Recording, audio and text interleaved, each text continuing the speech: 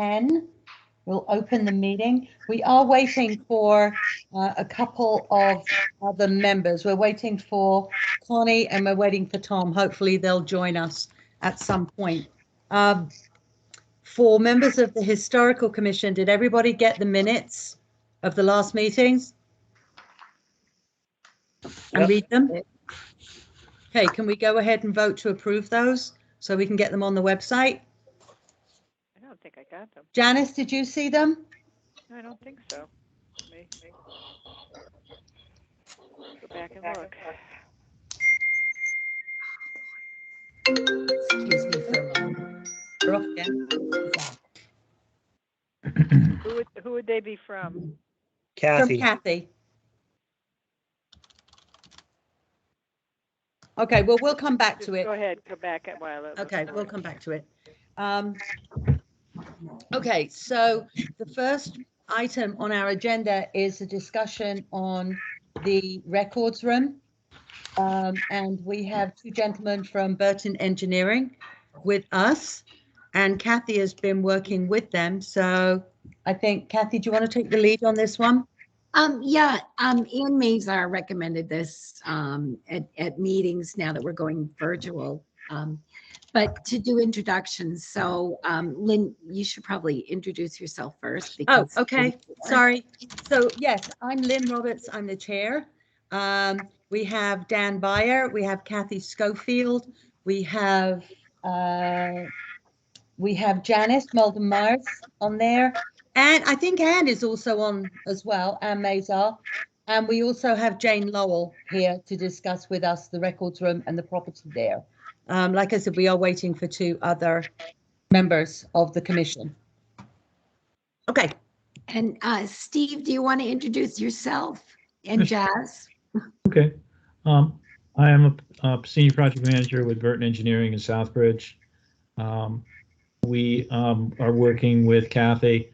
Norm Perrin in particular had done several surveys for you, Chapter 34 surveys, and he expressed that you may be considering renovating number 13 and transforming it into several different things, and we're here to discuss that.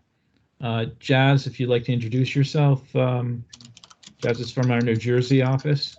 Sure. I'm Jasvinder Arjani. I'm an architect with Burton Engineering, and I'm here to participate with Steve in the discussion. So, Steve, okay, take it from here. Sure. So Kathy and I have been discussing three options, and what we'd like to do is just lay them out for you, and then at that point we can have a discussion, an open discussion about what your thoughts may be. And as we understand it, the first option would be just do nothing. There's a no build option. I'm not sure if that's on the table or not. It's certainly an option for you to do nothing at this point. I think the first option that we could certainly entertain is a sale of the property, which would mean that we'd have to upgrade any of the, let's say, the non-compliance issues with the building itself. The foundation has issues with damp proofing. There is actually water in the basement. We need to maybe replace the foundation. The building has no water or septic functions to it, so we would have to certainly update that. And then if there's any safety or with the building code, we would make those corrections. So that would be our first alternative, is to get the building ready for sale, if you chose to do that. Alternative C or B would be to actually take the building, do all the, let's say, things that we would need to do under alternative A, but then keep it and make it accessible, and then make it functional to the respect that we would add some type of use to it, whether it would be an office use or a retail use.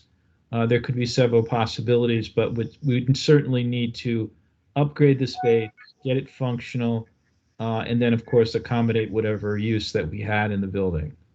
So as we see it, those are the, let's say, three options, if you will. And I'd just like to hear from the panel, what your thoughts would be on those three. So the Historic Commission has had extensive conversations regarding, the property and, how we go about through preservation efforts through grant money to hang on to the building. We have Jane and David Lowell. Are you on? We're on. Yes, indeed. All right, so having looked at or having considered those three options, I think we all have differing opinions, but we would like to see it be a functional property again, a viable building that can be used for, either retail or residential or office space. I don't know. Anyone else want to share their thoughts? So Obviously, several conditions. I think I mentioned this before, before we started. I think to me, you could use it for a municipal office. It could be used for some sort of tenant.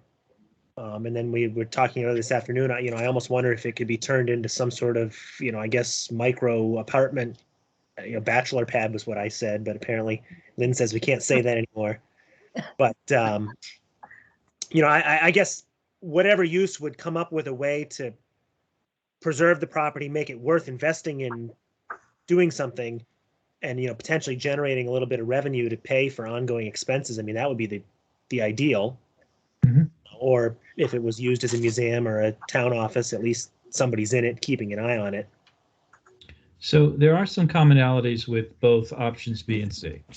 And that is that we have to certainly bring water to the property, and we have to bring septic to it, and then also update any code violations and get it onto a good foundation. So that's an expense that no matter what we do, we're going to have to facilitate that. So if I may, Dan, maybe you could help me with this. If I could share my screen with you. Yeah, you should be able to just share screen. In the top, there's like a little up arrow. And then it should give you the option to share everything.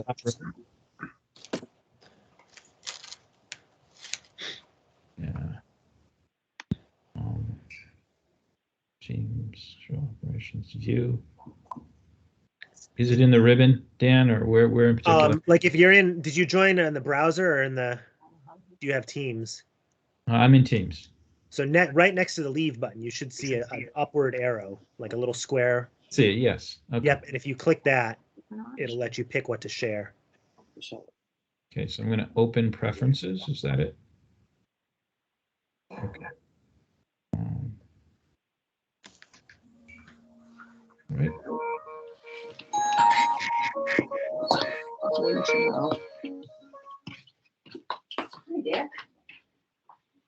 Did I lose you? I don't think I did. No, it didn't come through yet, though. Oh boy. Let me go back into Teams. Here, I don't know if this is. Oh, Can you just describe it? no, that's not There it is. That was me Okay. trying to show you how to. Okay, so I'm gonna minimize one thing and I'm gonna bring up another, and let's see if you guys can see it. Yeah, no, in Teams, you have to turn on the screen sharing first. Okay, it's closed. It's now a down arrow. Yeah, but Okay. I don't know It if should you're be on. sharing. You can email it to me and I can try and share it if it doesn't have to. Okay, well, why don't we just discuss it? Because I think maybe that's probably the best way to do it. Okay. So obviously we have the site that's on 13 Main Street, and then we have an adjacent street just a little bit to the north. It's at 9-1 Main Street. Now, in talking with Kathy, this may be a place where we could build a field that could facilitate the septic system. Is that everyone's thought on that, or these are just some of the thoughts that Kathy and I have been discussing? So we obviously can't build a well or a field on our property because we just do not have the property to do it. So what we would have to do is we'd have to build an easement that would go from 13 Main Street up to northeast and onto lot 9-1 Main Street. And then we'd actually have to build a septic field with a distribution box and a field. And we'd have to actually, because it's up gradient from the site, we'd have to put a pump system where we'd have to pump the gray water into the field. So that's just, I'd like to put that guy in front of you guys and just to talk specifically about the utilities for the building. This is an important part of it. In order to have the building function, we really need water and sewer, and we need to just make an easement across the property that is on 11 Main Street. And we could either do that in the right of way for the road, or we could go across the property and take an easement. So, Hang on, Cindy's got. Yeah. Am I unmuted? yeah, You're fine. Awesome. I just have a question. Before the building was currently not used, it was used at some time, correct? yeah. So what did it do for septic and water and electricity? It And has it's for the electricity. yard, Cindy. And You go it's next backyard. door.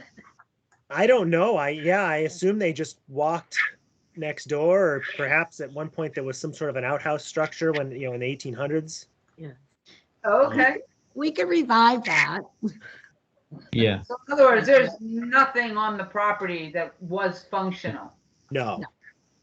My Was guess it is that they were stopped off? sharing a shallow well. Like if my guess is Jane's property had some sort of a shallow, like old school pump well, and perhaps there was an outhouse, that they were able to access. So, Okay. I mean, Sorry. Is there no compost, isn't there any kind of toilet that is, will turn refuge into dirt or something? I mean, they have them in Alaska, don't they, for people living off the grid? Well, they have compost toilets like at Crane Beach. right, Yeah, but play this. Yeah. I don't think that's something that you want to bring in. It would become a compliance issue. It's certainly doable, but it's something that would make the property unattractive if you decided to sell it. The other option would be, Dan, is to extend the water and sewer from, as I understand it, Kathy was telling me, from the town hall building. We'd have to bring it up the street. It's a fairly expensive proposition, and that is really, as I understand it, a no-go. So yeah, I mean, I guess I have a couple questions. So as far as I understand it, there is a sewer line that runs from the school all the way down Main Street, all the way to the highway barn. I believe that system is maxed out. I don't know what the flows would be from this new use. I would have to do some digging, but I think they tied on town hall. Unfortunately, in terms of the water, the public water supply at town hall is already a non-conforming public water supply. We are doing a new well, but it's going to be a new non-conforming well. I don't think DEP would allow any expansion. Sure. So that kind of rules that out. And then I know you got the septic plan for 9 We Main did. Street. Mhm. I mean, I don't even know if they'd be open to selling that parcel. It's just the little strip next to it. And so Cindy, just so you're aware, the owner of this property is the same gentleman that owns that house on Millville Road, Joe Netto, Okay. if you're But familiar with that. Dan, we own that strip of land. No, 9-1. Oh, we own 9-1? We own that little strip. That's town of Mendon. Are you sure? Yeah. It's in the I tax thought that record. was part of that house. No, not Oh. unless they purchased it from the town. You're right. My bad.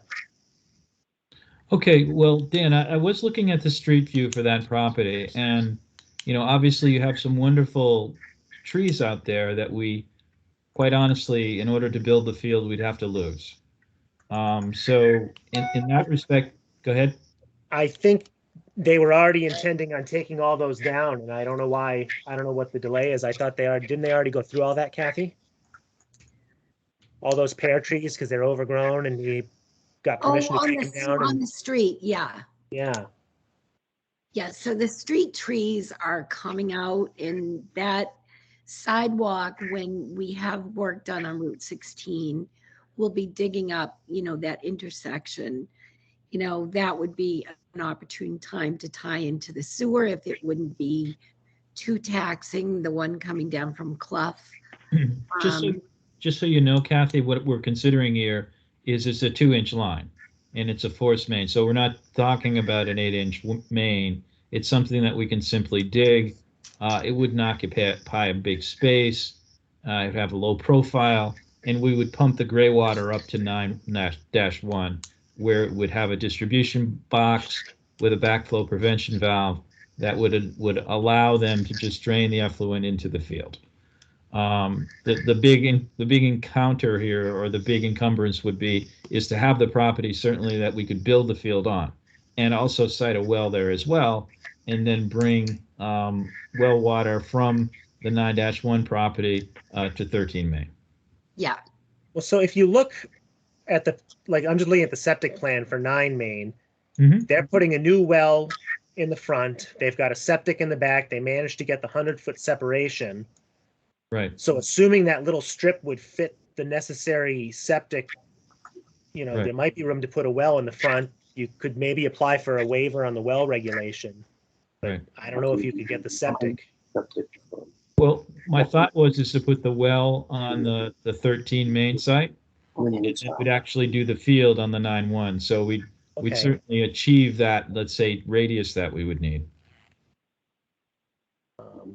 And there would be 2 tanks on this 13 Main site. It would actually be a chamber of 1,500 gallons that would hold at least 2.5 days of, storm gray water. And then there would be a pumping chamber that it would transfer to that had 2 pumps that would be a grinder pump and an injection pump.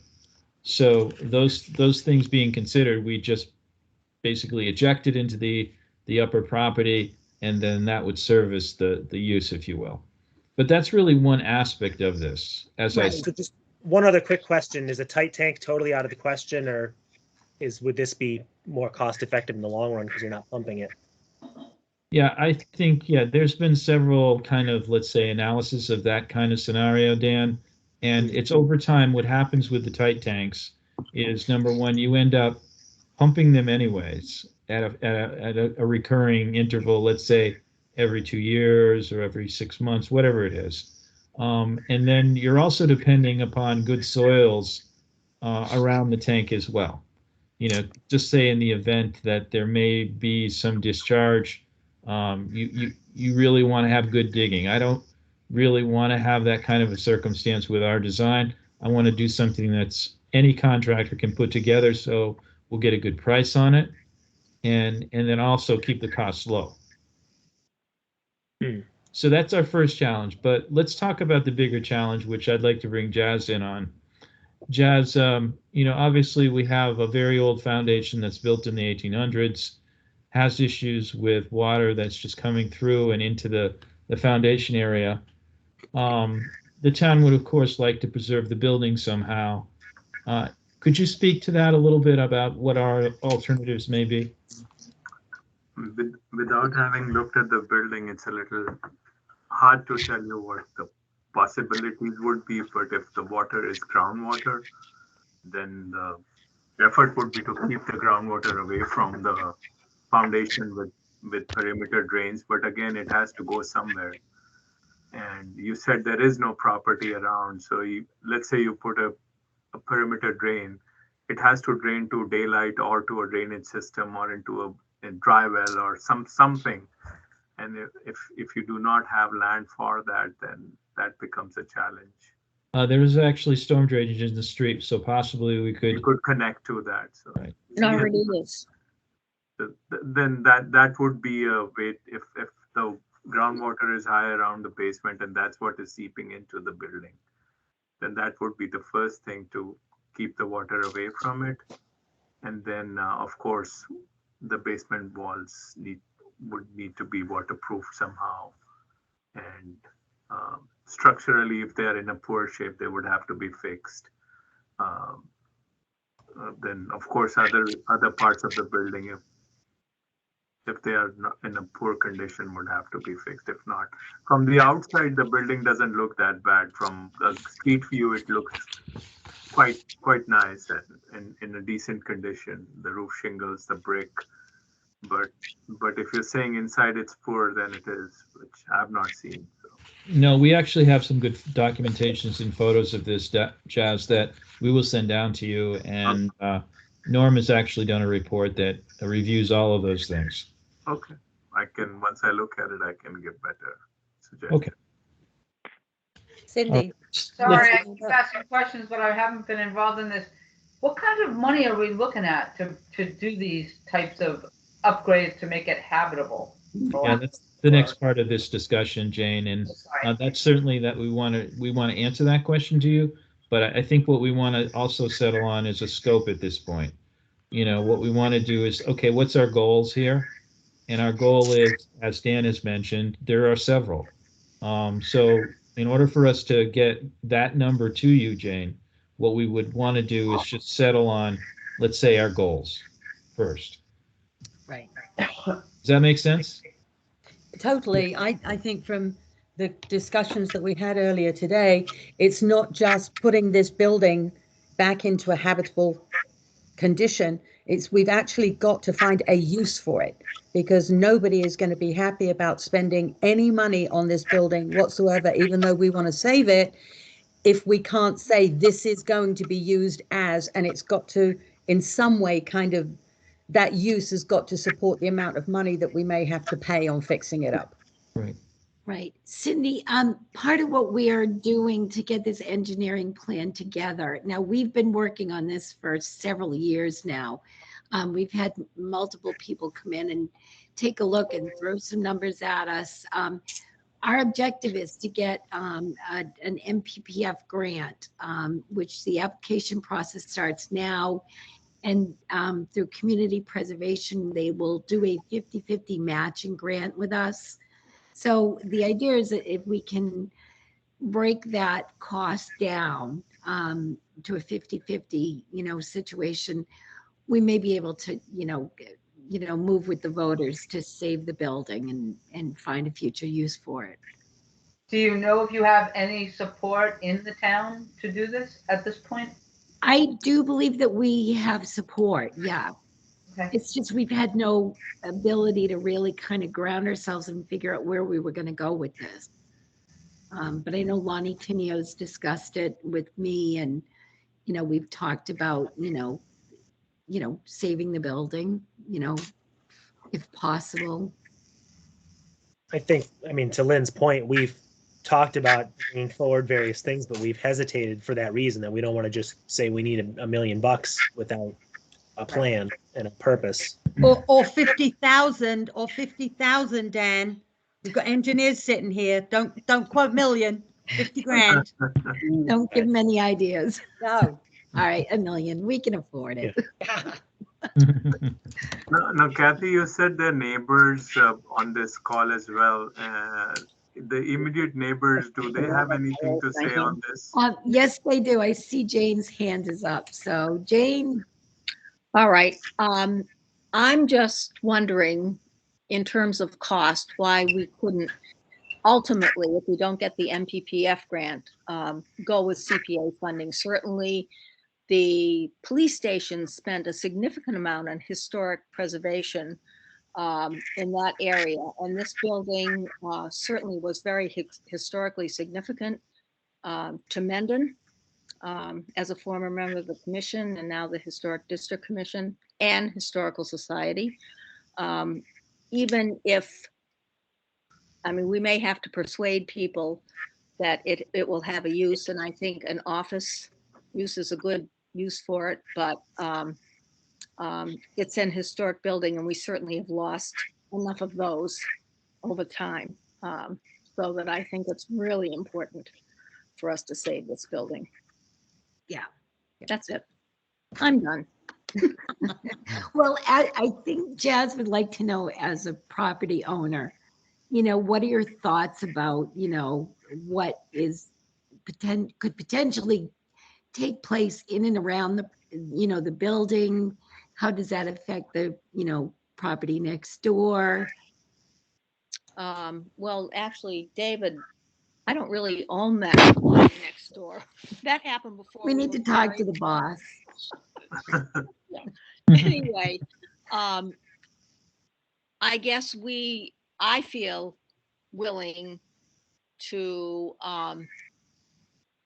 donate some land if it is not sold.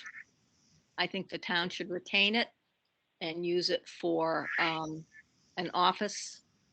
I think that's a good use for it. But I would have a hard time, personally, I would have a hard time doing that. I don't know about what David thinks, but Can I speak at this point? sure. Oh, can you hear me?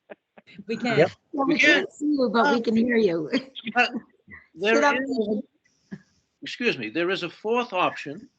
Yeah, Okay, and that would be to move the building. yes.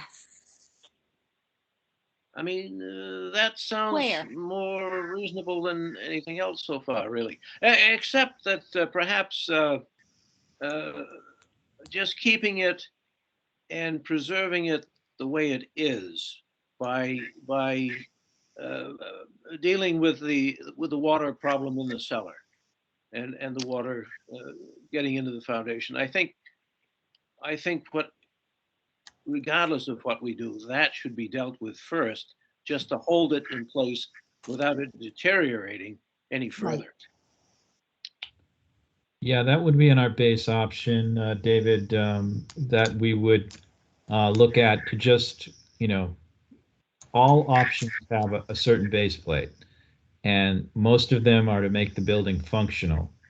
I think what you're saying in terms of moving is a good suggestion, but I believe that there is some functionality that we can gain here, and I think most of the membership believes that they would like to see it active, and I would certainly agree with that, but I'm not adverse to doing any options that we've been discussing. But there are some certain realities to this in that it has to be safe. The people that use it have to have all of, let's say, the functionality of the building. And those are things that we just can't ignore. And there's a certain number for that. It's not $1 million, certainly. It's not 10,000. It's not $10. It's a certain number that we can get to. But we just have to have a will to do that.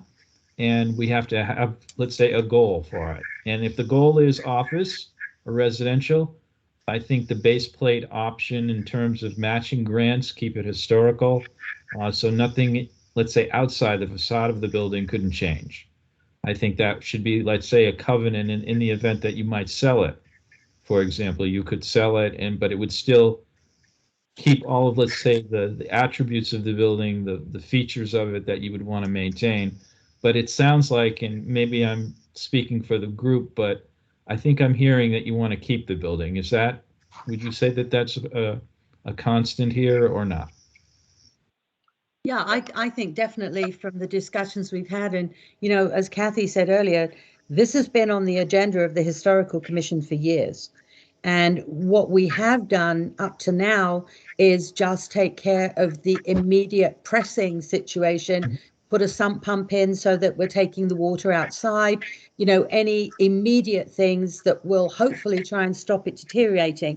However, we're at the point now, especially with this grant, where we do have an opportunity to actually do something with it. It's a shame that it has to sit there and just rot into the ground, or I can see a movement ahead where if we don't put forward some reasonable propositions for this building, if we don't get the grant, for example, or we have to go to the town and ask for money, the town are going to come up with exactly what we've been discussing.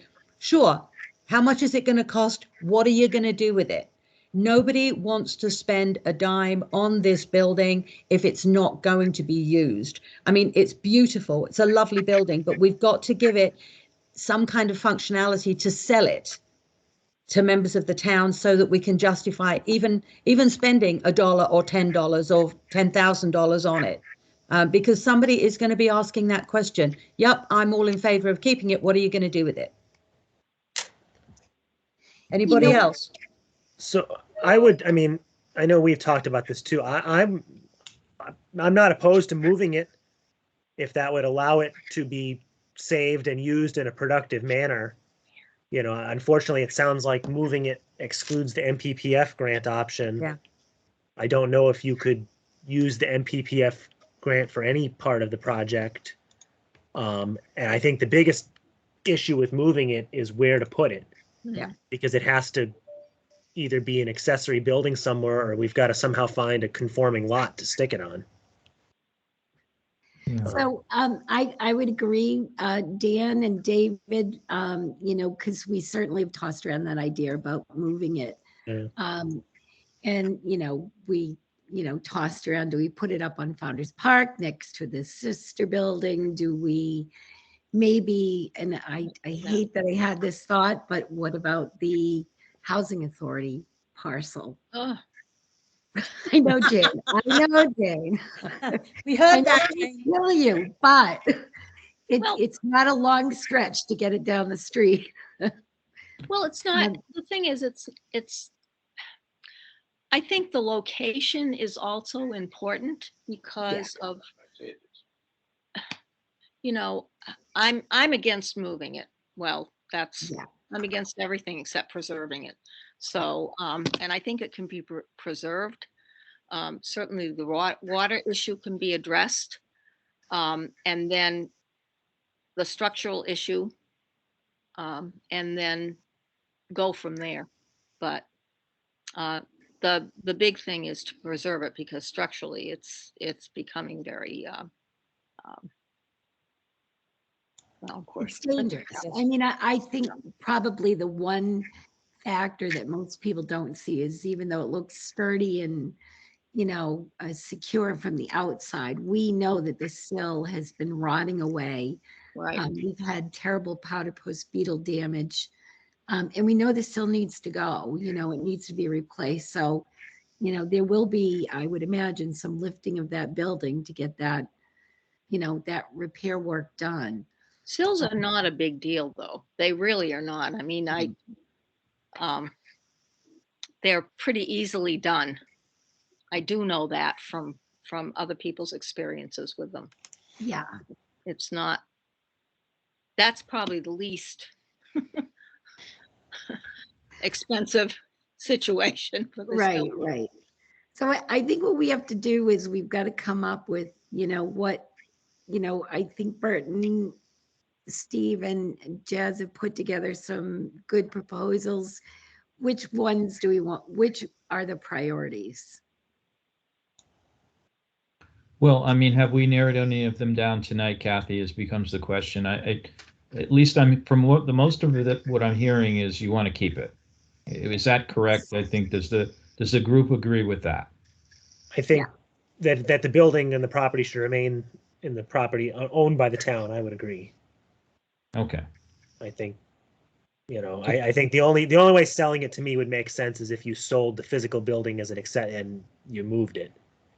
But I think selling that little postage stamp would be doesn't make sense. Okay. It'll also be difficult without any land with it. Anyone who buys will need bunch of easements to do anything on that building. Right. Yes, Well, it sounds like maintenance for everything. It sounds like one abutter has already stated that they're not willing to provide easements if the building isn't retained by the town already. So Okay. that's something to keep in mind. All right. So, I mean, Kathy, just tell me if I'm wrong. We could put together a study and that would talk specifically to keeping the use and well, I'm sorry, actually keeping the building and providing a use for it. It could potentially be for medical office. It could be potentially for a residence of some nature or some type of a building other than records for, I mean, maybe I should talk to you about that because I know that Norm's mentioned this as well. You're storing records in there right now, and if so, no? It's vacant. We've That's just what emptied it's the building called. out, yeah. It's just right. called the records room now. So right now it possesses a very large safe and some a cabinetry that, you know, was custom made for the back room for the town when, you know, the assessor and the tax collector were there. So, Okay, so at this point, what we could do is make a proposal that would discuss how to make the building functional. That's the base plate, if you will. yeah, Second part is we could put together a proposal on how to upgrade to make it a medical dental or office type of area, okay, or provide some type of public space. All of those would involve us putting, because it's a public building, it all has to have accessible use to it, and it would all be needed to be upgraded to meet the current standards with the building code. Yeah. So we'd need a code review, and Jazz would put together a punch list for that. He would work with us and Norm, and we'd come up with a list for that. And that could lead to a study that could help us refine this proposal, if you will. that sounds great. Unless the building is a storage or a utility building, then you don't need any of that, like a rented storage. Right, Right. right. It seems it seems one of the things that needs to be considered if you're talking about using it to rent out for an office space is I would really look at an office space that would be less likely to use a lot of water or sewage like a medical or dental office. They would be a lot higher in usage, which ultimately might cause more problems. Of course. Yeah. I've just a thought. Can the office park on the street? Would that be an issue? If it was an office, where would they park? Well, so Good question. there is street parking, and I think we talked about this too. There is a zone, you know, current zoning is rural residential.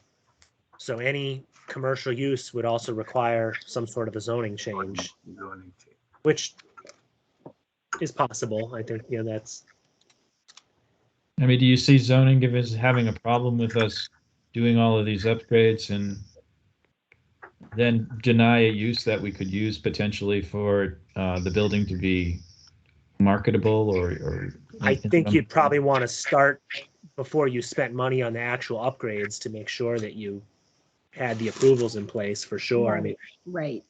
right now it can be used for residential, it can be used for a municipal office. And I think that might be about it. Well, Dan, why don't you talk to us a little bit about any type of use that, let's say, a municipal use? Is there anything potentially that you would consider? I keep saying this half jokingly. I want it for I think it's the perfect parks department office. And I think that's I what mean, it should be. On the one hand, you're taking an office and moving them up the street. So it is, you know, it may not make sense to move something out of town hall, but if there were some department of the town that might make sense. Has there ever been, let's say, any type of initiative that discussed that kind of thing?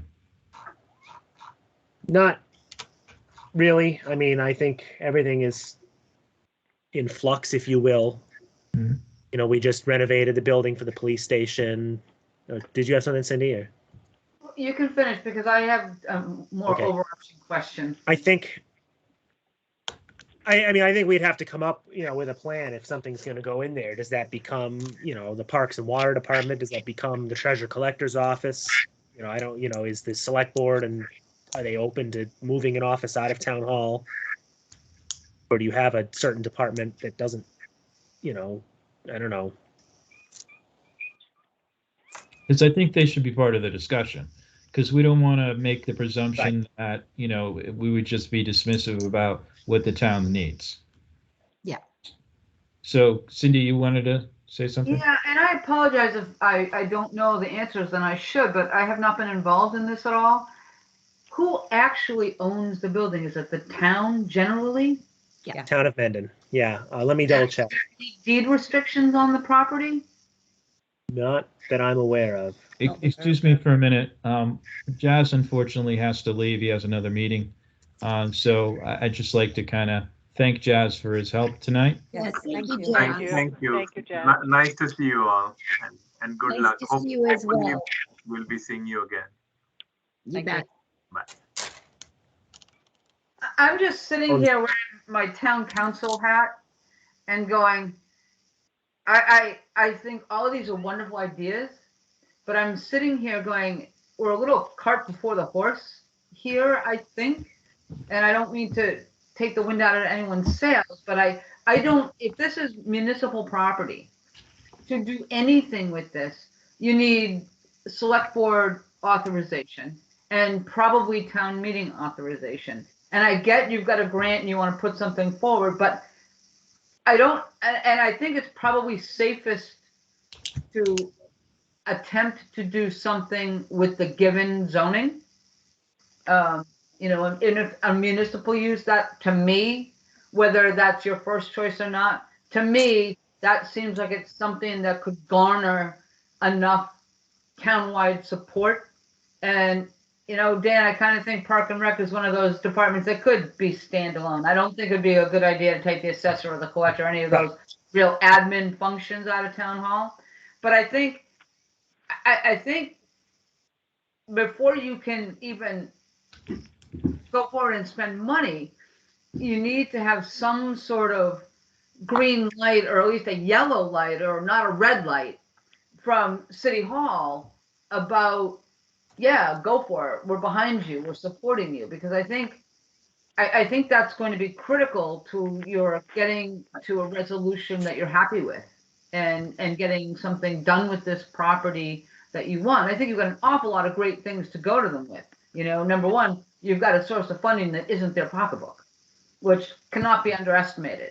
I think a plan of some sort, even if it's not real defined, like some sort of municipal use, that garners everyone to get involved and like push for their own agenda, but at least get them behind the concept of, you need authorization to go forward and spend money to do this. And you need some concept of, and I'm sure you have this money, this breakdown, and I'm just not aware of it yet, of what's the minimum amount you need to at least keep the building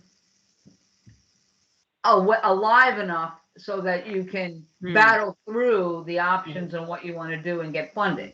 I mean, I think that's a critical issue, is the minimum you have to do to preserve the building. Then I think the next thing is, any kind of use is going to need some sort of water and sewer. You're just going to need something. And then it's like, okay, what uses are there and what uses have the least amount of water and sewage requirements that would be most compatible with something you'd like to see. I don't want to see you get yourselves in a position where you're all worked up and you're gung-ho and you're ready to go, and you go to town hall and we don't know anything about this. We're not going to support, we're not going to give our okay. So I think now is the time for you to do what you're doing and make a pitch to sort of start to get support. And you may already have that, I don't know. But I don't think, particularly where it's town owned, that you can commit funds or make a commitment to what's going to happen to this without select board approval and town meeting authorization. That's just my view. I think it's fair. I think that's correct, that this building is likely under the control of the select board based on its history. And it's not like a park. Cindy, I don't want there to be a misunderstanding regarding when and how we decided to take this off. Was that we have had problems for almost 20 years with those buildings, and the Historical Society has been paying for all of the repairs, not the town. So every time we had a problem, they would say, not our problem. So we've been talking about this for many years with the Board of Selectmen, with the town, about, these buildings need maintenance and care, and, we're going to go pursue some, funding. I don't think it's going to go unsupported, but I just want you to understand that it was basically, okay, well, great, go see what you can do. And that's where we're at. So, but it definitely, I think the last time we actually had a very open discussion was probably 2 years ago when we left the building. And you're in a really strong position if you can go to say, okay, we're back. We've got some ideas. We've done a little research, and guess what? we got a funding source. Yeah. So so you're already in a stronger position than you were when you didn't have that. And it's quite possible that with the immediacy of grant money available, you might get balls rolling faster than you might otherwise. Sure, sure. I just don't want to see any unnecessary tensions between parties with an interest in it. Oh, yeah, absolutely, absolutely. You are in a unique opportunity to kind of take your goals and take your research and take your money and say, we've already got this. Time for you guys to step up. That's sort of my view. Yeah, no, absolutely. And I can tell you honestly, for 15 years, I have been swapping out some pumps down there and standing ankle deep in water and then some, just to keep it alive for a little bit longer. So we get it. We want to keep totally Kathy out of the water. I think that's all our That'd goal. be a good idea, especially when I go play with the lights. Yeah. it's And not I think it's going to be a more of attractive, let's say, proposition, if you will, if you're going to generate income on the final outcome of this. If you're going to generate a tenant's rent or a fee that will help take care of the building, I think, am I misspeaking, guys, but is this our goal? Yeah, I mean, I think we've got to keep it viable, and if it can fund itself, so much the better. Yeah. The other part of that is what by doing this, you're actually creating an example of what we're talking about with the demolition bylaw and what we want people to do with older structures, that they want to demolish, but we think that they can be saved. So this is actually a working example. Yeah, Amherst Northampton has done a lot of this kind of work. Yeah. And their downtowns are immaculate, and I'm sure you've been in both downtowns, and I think that may be a goal. I think for all of us to kind of go work towards. So at this point, Amherst in Northampton. Oh, okay, thank you. No problem. So my thought is that we develop a study that has a base plate to it, and that is to just finish and make the building compliant in terms of the building code, make it functional, eliminate any of the safety issues, and then get it ready. So that's our base number, if you will. Okay. So we would put together a study that would have the base plate of renovating the building, getting it ready to be habitable. And then at that point, we could recommend a use. It could be a residential use. It could be an office use. And then at that point, we could bring in the upgrades of what those, let's say, modifications would be. Yeah.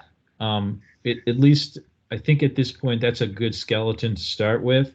And what I would like to do for everyone here is to develop a proposal that would reflect that. Yep. Great. Sounds great. So is there anything else you guys would like to, I think we've had a lot of great discussion here. I think in terms of the town buyoff, you don't see that as being an issue, Kathy? In terms of the what? The buyoff, I guess the political buyoff for us to bring this money, working capital in to make the change. I just don't want us to get into a corner here where we can't fight out of it. Do you see it being an issue or not?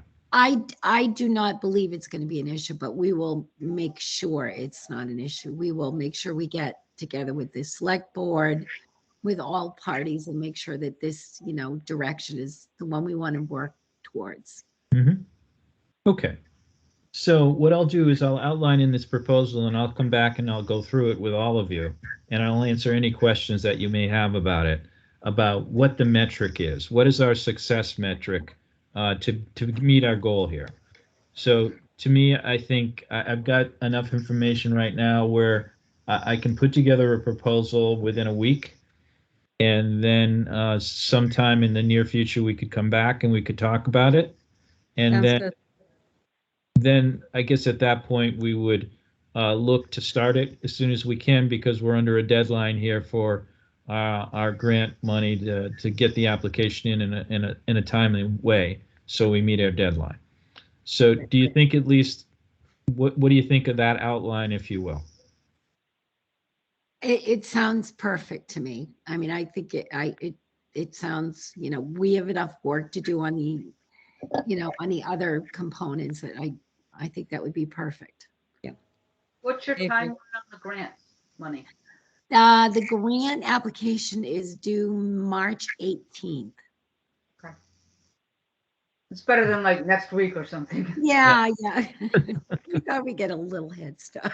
That's So Dan, encouraging. have I missed anything, Dan? I mean, is there something that, you may want to add to this, or what are your thoughts about this path forward? I think that makes sense. I think was looking, maybe Cindy, I can send you the deeds. It would be helpful to just take another look and make sure there's not some crazy something that somebody missed. Unfortunately, they're in pretty difficult to read script, but Great. they're not the horrible ones, but they're from their 1800s. Just so you know, looking forward guys, to it, Cindy. and I don't want to make the presumption here, but it's really, we need to own that property in order to obviously make all of this work. Yeah. So if you could just verify that for us. Yeah, the town owns it. It's just, I think the question is if there's any bizarre like covenant or something that it was definitely given to the inhabitants of the town. And it's Mendon. Anything could be. Yes. What thing, I didn't say Buried that. under the building. one thing that would have to come out of this anyways is that when we do a property survey, we're going to have to put together an easement plan, and our surveyor would go through and he'd do all of his deep research on all of this. So if there's any type of, let's say, instrument or any type of conflict, those things would be flushed out in that process. Okay, great. Right, and And we've looking for any town money at this point? Just CPA funds. Okay. We anticipate that, we can do a large portion through CPA funding if we get the grant. And are you looking to put that on a town meeting in the spring? Yes. we Yeah. potentially could access some of the administrative funds as long as it's in preparation for a Right. CPA project. I think Ann has her hand up too. Hi, I do. I was just thinking you should get on the next agenda, to come to the CPC so they know what's coming and whatnot. So I'll put you on Tomorrow. for that. Yes. Oh, no, not that one, but the next one. All right. Yes, Okay. please. But when's your grant due? March 18th, I wish. Okay. So then February should be okay? Or is that too late? No, I think it'll be fine, Ann. We'll have everything else prepared by Yeah, then. we will. Yeah. We have a lot of ground to cover, but yeah, we can do that. I'll mention it at the meeting tomorrow night, maybe, just so that they kind of know it's coming. Right. Do you need any materials, or do you want me to be there? Because I plan to come in anyways and just come in as unanticipated. Yeah, I think it might be a good idea to come and just mention it. All right, why don't I do that? And I'll bring some pictures and Okay. kind of come up with a plan. Okay, Right. so if I may, thank you, Ann. If I may just ask Dan and Kathy to get back to us as soon as you can with any questions you might have about the property and the potential properties that we would use. Sounds Because great. my proposal will be tailored around that. So, Terrific. okay. Well, it was Good. very Thank you nice so talking much. to everyone. Is there any questions? Oh, so Ann's got her hand up, I think. No, I think she just hasn't put it down. Oh, okay. Exactly, sorry. Okay, does anybody else on the calls? Anybody have any other questions or comments? Thank you I for the do. work. Okay, Yeah, Jane does. Okay, I Jane. just want to ask if there's going to be any sort of historic architect involved in this situation. Who's that question to, Jane? Anyone. Since it's an historic building, I wonder if when it's being renovated, if there's going to be an historic architect involved. I'm just asking. Well, it is on the Ma Crisp register, and Kathy, you could probably speak to that better than I could. Yeah, I mean, Jane, I think we would probably guide the process to the best of our ability. I don't know what kind of external work will come up, and that would be done through the local historic district. But internally, I mean, if I had my way, I wouldn't touch anything. I'd leave the inside, I'd replace the floor, and Is there a drop ceiling in there, or is it the tin ceiling? it's not a tin. It is a I don't remember. I should. Plaster ceiling, right? I was in there enough. See, I know you lived there pretty much. I mean, I think the goal would be to maintain. I mean, we're wasting our money if we're going to turn this into a modern whatever. The goal is to keep this as in keeping with the original. Obviously it needs to be functional, but it should maintain. The fireplace, the flooring, the trim, all that. Yeah, Right. The original windows, if we have them restored. those beautiful cabinets inside should stay as well. I mean, I think it's got the safe. I don't know that anybody's going to get that safe out of there. So With that, assuming it can be done to code and isn't an issue, that back space is, ideal closet space. yeah. Anyway, that was just my question. Yeah. If I may just answer some of that question, we will need public access to the building.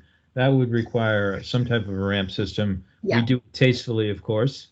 And the other part of it is you do need a place for either a unisex bathroom that meets all the code compliance things. So we need to find a place to obviously put the plumbing down through and actually have a physical space where we could engineer a product that would meet all of the accessible use codes. Yeah, I think the ramp, I think, isn't terrible. The bathroom is going to be a challenge and probably, unfortunately may require some sort of an addition unless you're going to give up part of the interior space for a, full ADA compliant bathroom. Well, why don't we talk about that a little bit, because I got you all together and it would help me tailor my proposal a little bit better. I would prefer not to put an addition on, but obviously we're going to have to come up with some type of compromise here. Any thoughts on that at all?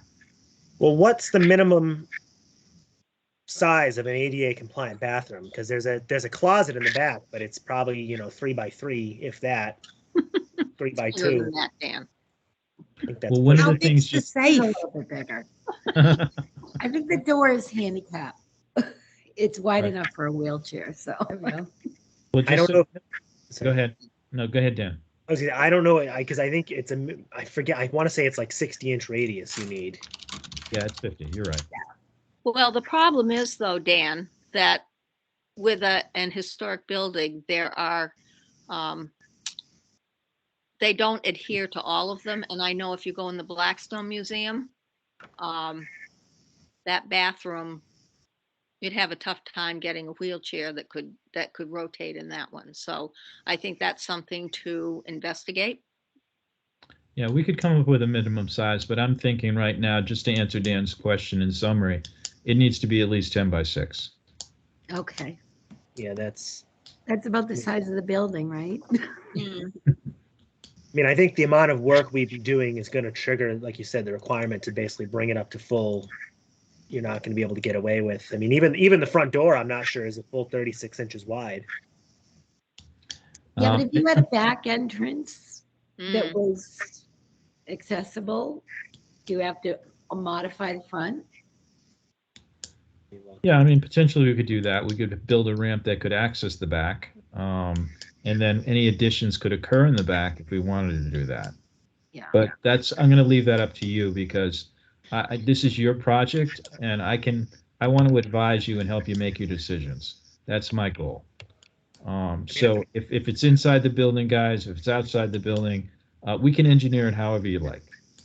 I think a bathroom in the building means you're giving up that office I don't mind space. inside. So inside the building, there's like a big room and then a separate office.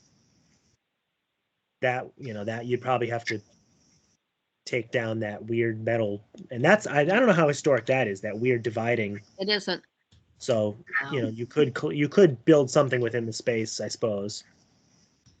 Okay, all of those could be possibilities, but again, I'll put this in my proposal as part of the upgrade to the building, and then you guys can consider it, and we could, as I see it, the proposal is going to be like a skeleton, and we can modify it and change it however you like. But I want to get something going, of course, so we can get the process going. Right. Okay. Sounds great. All right. Well, again, it was very nice talking with you. Let us kind of put our heads together down here and come up with a proposal for you. Sounds And good. then let's schedule another meeting, whenever you think it would be appropriate, Okay, and discuss the proposal. sounds great. Okay. Steve, do you need anything in terms of photographs, video, measurements or anything? Just, give us a holler. We'll, Yeah. And I think Norm has covered a lot up there, but I don't know how much. So I'm going to rely on him a little bit. okay, So in developing that part of it, but I think a proposal, we don't necessarily need that right now. I mean, that'll Yeah. come later. all right, sounds great. Okay. All right, Sounds good. Thank you very much. Thanks, guys. Thank you. Thanks. Take Have a care. good night. Bye now. Bye. Okay. Sorry if I muddied the water. No, you Not at didn't. all. No, not at all, Jane. We need everybody's opinions. We can't do this just sailing through thinking we know everything. Anytime somebody's got a question, it makes you think. Jane, I mean, I think you and David own a larger piece than, of this because it affects you directly. If we're, going to go full throttle and try to get this building fixed up, how does that affect you guys? Because it's basically it sits on your property, so. Just want to see it secure. Yeah, That's me. I want to see the building secured first. Period. So, as I said, we've lost enough historic buildings. yeah, and we're, we got plenty more in line, unfortunately, so. Yeah. This is one that we get to call. We don't want a demolition by neglect situation, so. You certainly do not. Okay, so we've got, everybody's seen the agenda. Do we want to keep all those items in order or do we want to take care of the little ones first? Why don't we'll work with Cindy so she Okay. can go. I'm sure she was really excited to do gone that. already. Cindy, did you leave us? No, I'm right here. She's here. All right, so do we want to go on to demo delay bylaw? Or do we want to look at the other demo things first? I think if that's the only thing we need Cindy for, if we Okay. had a couple questions about this, and Yep. then Okay, I we think close we'll out. I mean, scoot. Yeah. All right, thank you You guys. don't for want to getting stay and on. listen, Jane? What? You don't want to stay and listen? Hey, Dave.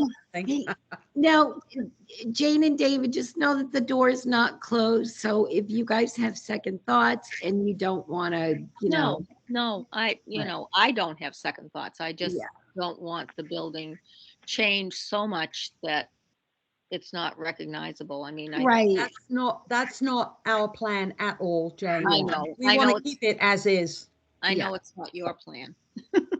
With very little modifications in the back, I think we Right. could probably get away with a nice functional building.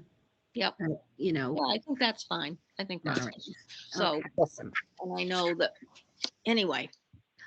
All right. Well, thanks, Jane. Thank you, Jane. Oh, you're welcome. Bye, Jane. Tongue in cheek. Bye. All right. I don't know how to get out of here. So, Just hit leave. okay. Nope, that's not Try it. dismiss. or just close the browser. Close the browser, yeah. Okay. Just shut Hi. it down, huh? Okay. Yeah. Bye. Bye. All right. Jane. So demolition delay bylaw. we got all of your comments, Cindy, that you had sent through. And I think we went through pretty much all of them. Dan, did you want to take the lead on this or? Yeah, I mean, so I guess the big picture, we met this afternoon and kind of just a few of us and went over. And I think we're going to do another rewrite. Yeah. The big issue, there was an issue with business versus calendar days. That was a screw up. I think our intent was calendar days, and then we forgot that it was defined as business. So we need to fix that. So all the stuff with the timing, that should resolve most of it. I'm just going through. I think big picture, the other thing we talked about was it's kind of a strange process, and this is like a boilerplate bylaw that a lot of towns use, where you apply for demolition, it comes to us, we determine if it's significant, then you give us a demo plan, then we hold a hearing.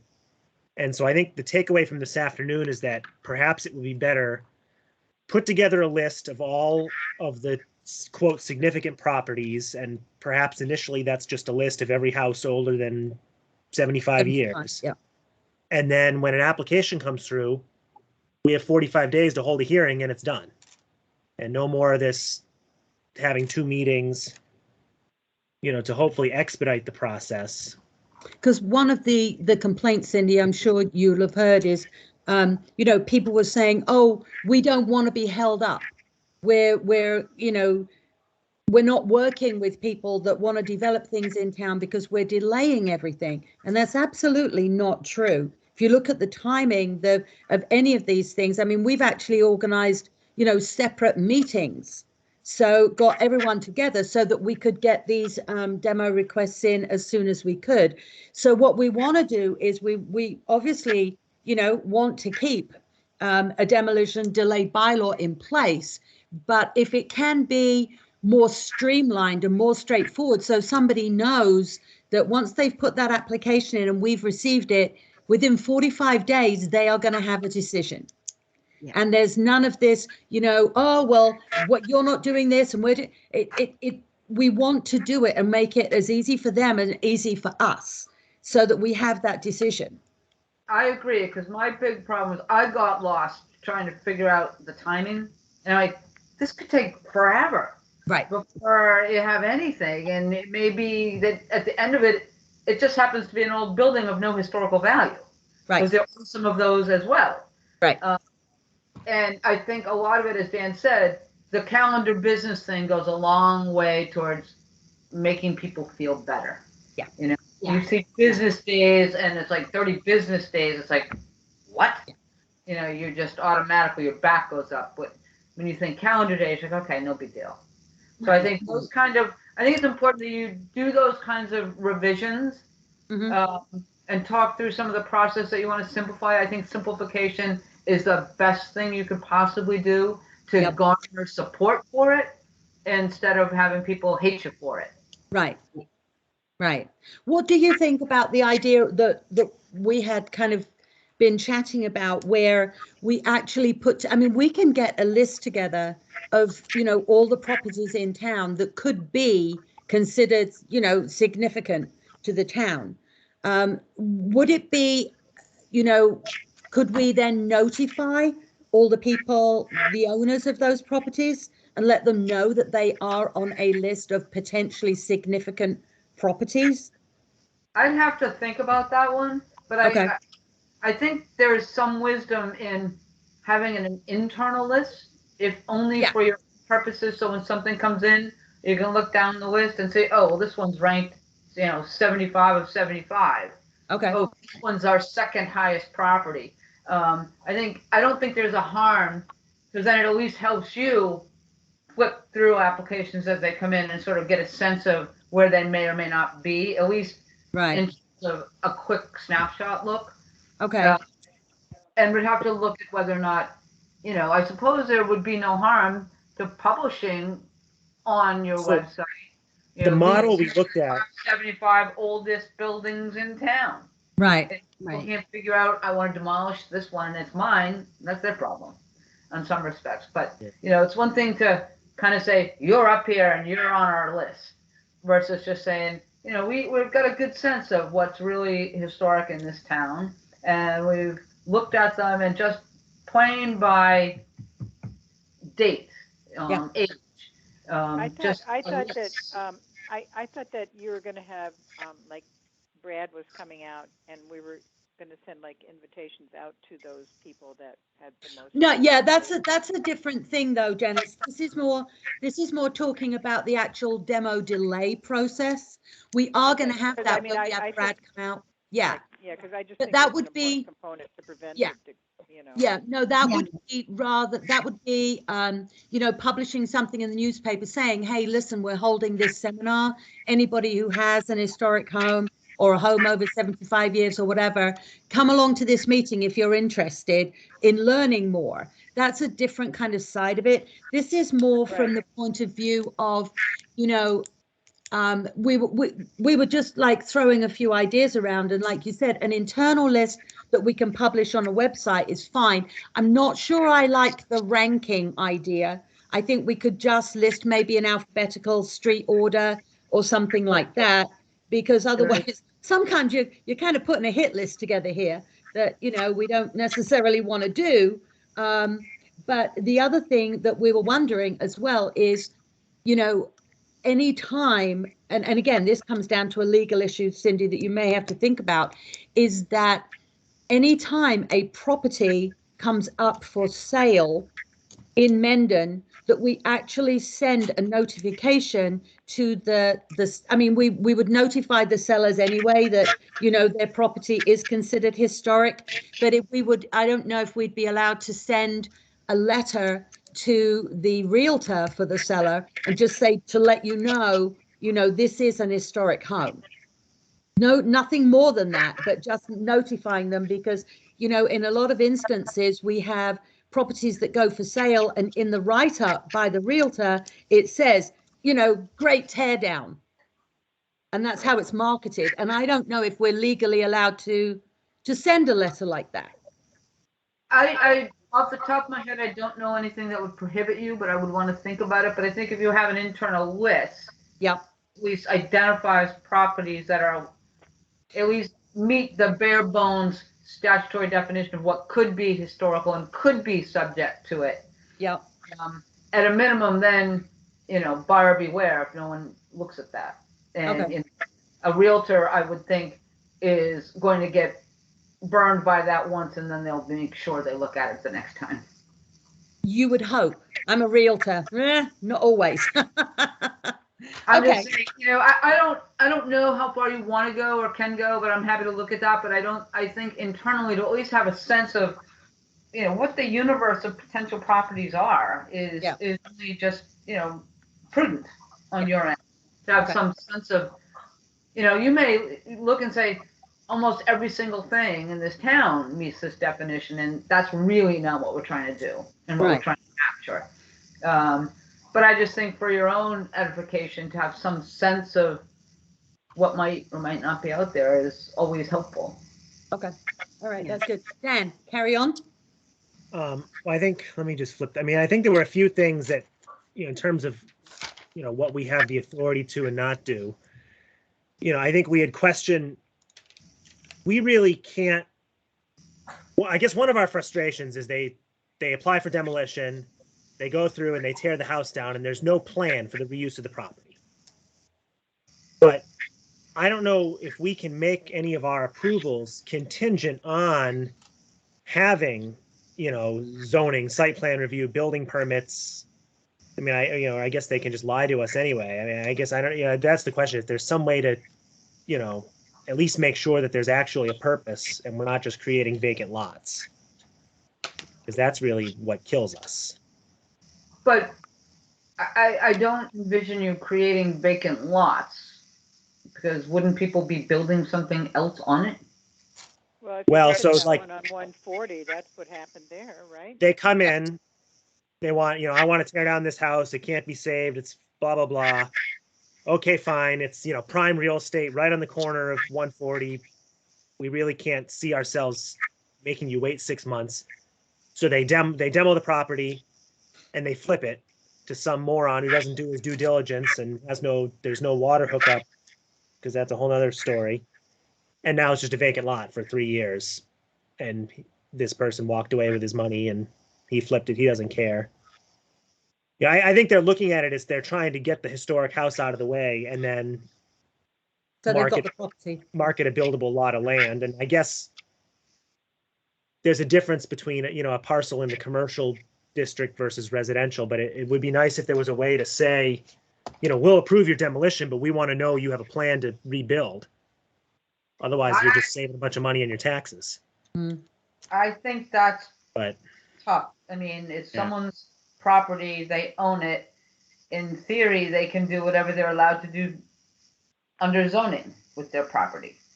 And if someone is either smart or stupid enough to sell the property to somebody who doesn't do their due diligence, I mean, quite frankly, that's a bigger problem for the person who purchased it. I think you run very, very close to the edge, if not over the edge, when you start trying to dictate what people are going to do. Right. And how do you enforce it? And then how do you make sure you don't selectively enforce it? Because you don't like what someone's plan is. There's a lot of things allowed by zoning that you may absolutely hate, or things you love but aren't allowed. So I would stay away from that part. it sounds like in terms of demo delay, our whole thing needs to be just on the existing historicness of the property, not Correct. Anything else? Yeah. who owns it or what they're going to do with it, really, unfortunately. Right. And yeah. One of the things on the bylaw that bothers me is it gives us a lot of things we have to do, maybe if it's deemed like historically significant and they have to wait. It says we have to do X, Y, and Z, but I'm just thinking it seems like the owner should we should have to, it seems like if it's deemed historically significant, the owner should have to do something to see if he can either have it moved or renovated or do something. He needs, I think it seems we're saying, well, we'll look into this, we'll look into that in the bylaw, but it seems to me the owner needs to have some ownership. Yeah. Janice, we actually looked up we've been going through so many different bylaws from different towns. And I think, Dan, was it Lexington? One of the towns that we looked at, or maybe even more than one, did say that it is the responsibility of the seller of that property, if there is a delay put on the demolition, that they actually have to come up with other solutions. They have to look for other remedies. I think that's appropriate, personally. I think the problem, though, and I think this is what we're finding out, the worst thing we can do is make them wait. Let's say the delay is 6 months, 12 months. They can just completely ignore us for 6 months, and there's not a whole lot we can do. We can't do anything. Then maybe you write that into the bylaw that they have to meet with us once a month or something and tell us what they've done to try and salvage the building. I think that would be amazing, Janice, but how do we enforce it? Who's going to enforce it and how are we going to enforce it? And if someone comes to the meeting and, sometimes they'll have a justifiable reason why they couldn't do that.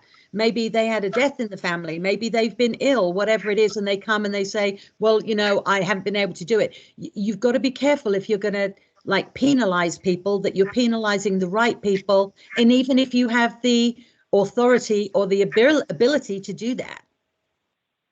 I would love to see that done, but I just don't think that, this is somebody's property. We can say to them, we would like you to do this, but I don't think we have the authority to say you have to do.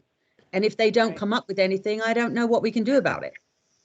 I think that's the role of the historic district. Yeah. And I think that's where we need to focus our efforts on putting in place districts that, if the residents want them, or, potentially these other areas. So we have, because with the district, we do have that control, and we can say, at least the exterior, if you're going to rebuild it, it has to look a certain way. It has to be done this. It can't be vinyl sided. Most of the homes aren't in the district. Right. And I think we need to fix that. I mean, I think we have the same problem with historic that we do with zoning, and it's a mess. And you get these random houses all over the place. You know, and I think like that was what, like that one is such an example. 143 Hartford Ave East. It's prime commercial real estate. I mean, he's just going to wait the 6 months. So the delay, there's nothing we can do. Hmm. You know, but at least if it was in a district, they could have refused to give him a permit to tear it down. They can, you know, make whatever they build has to, you know, replicate it. Yeah. Which it sounds like that's all stuff we can't do with demo delay. No. And plus, if So, depending so on when what you're you, saying, so there's no teeth in any demo delay, is what you're saying.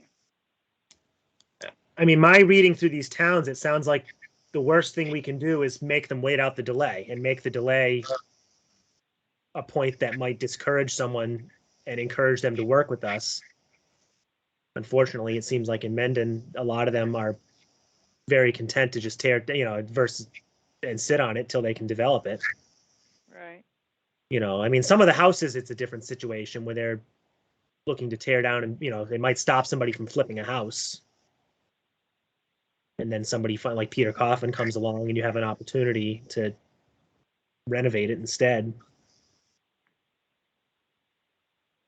Mm. I mean, I don't know. I think it's a tough one. I mean, if you've got prime commercial property and it just happens to be an old building and it's not in a historic district, in some respects, you know, it's in an area where you want commercial activity.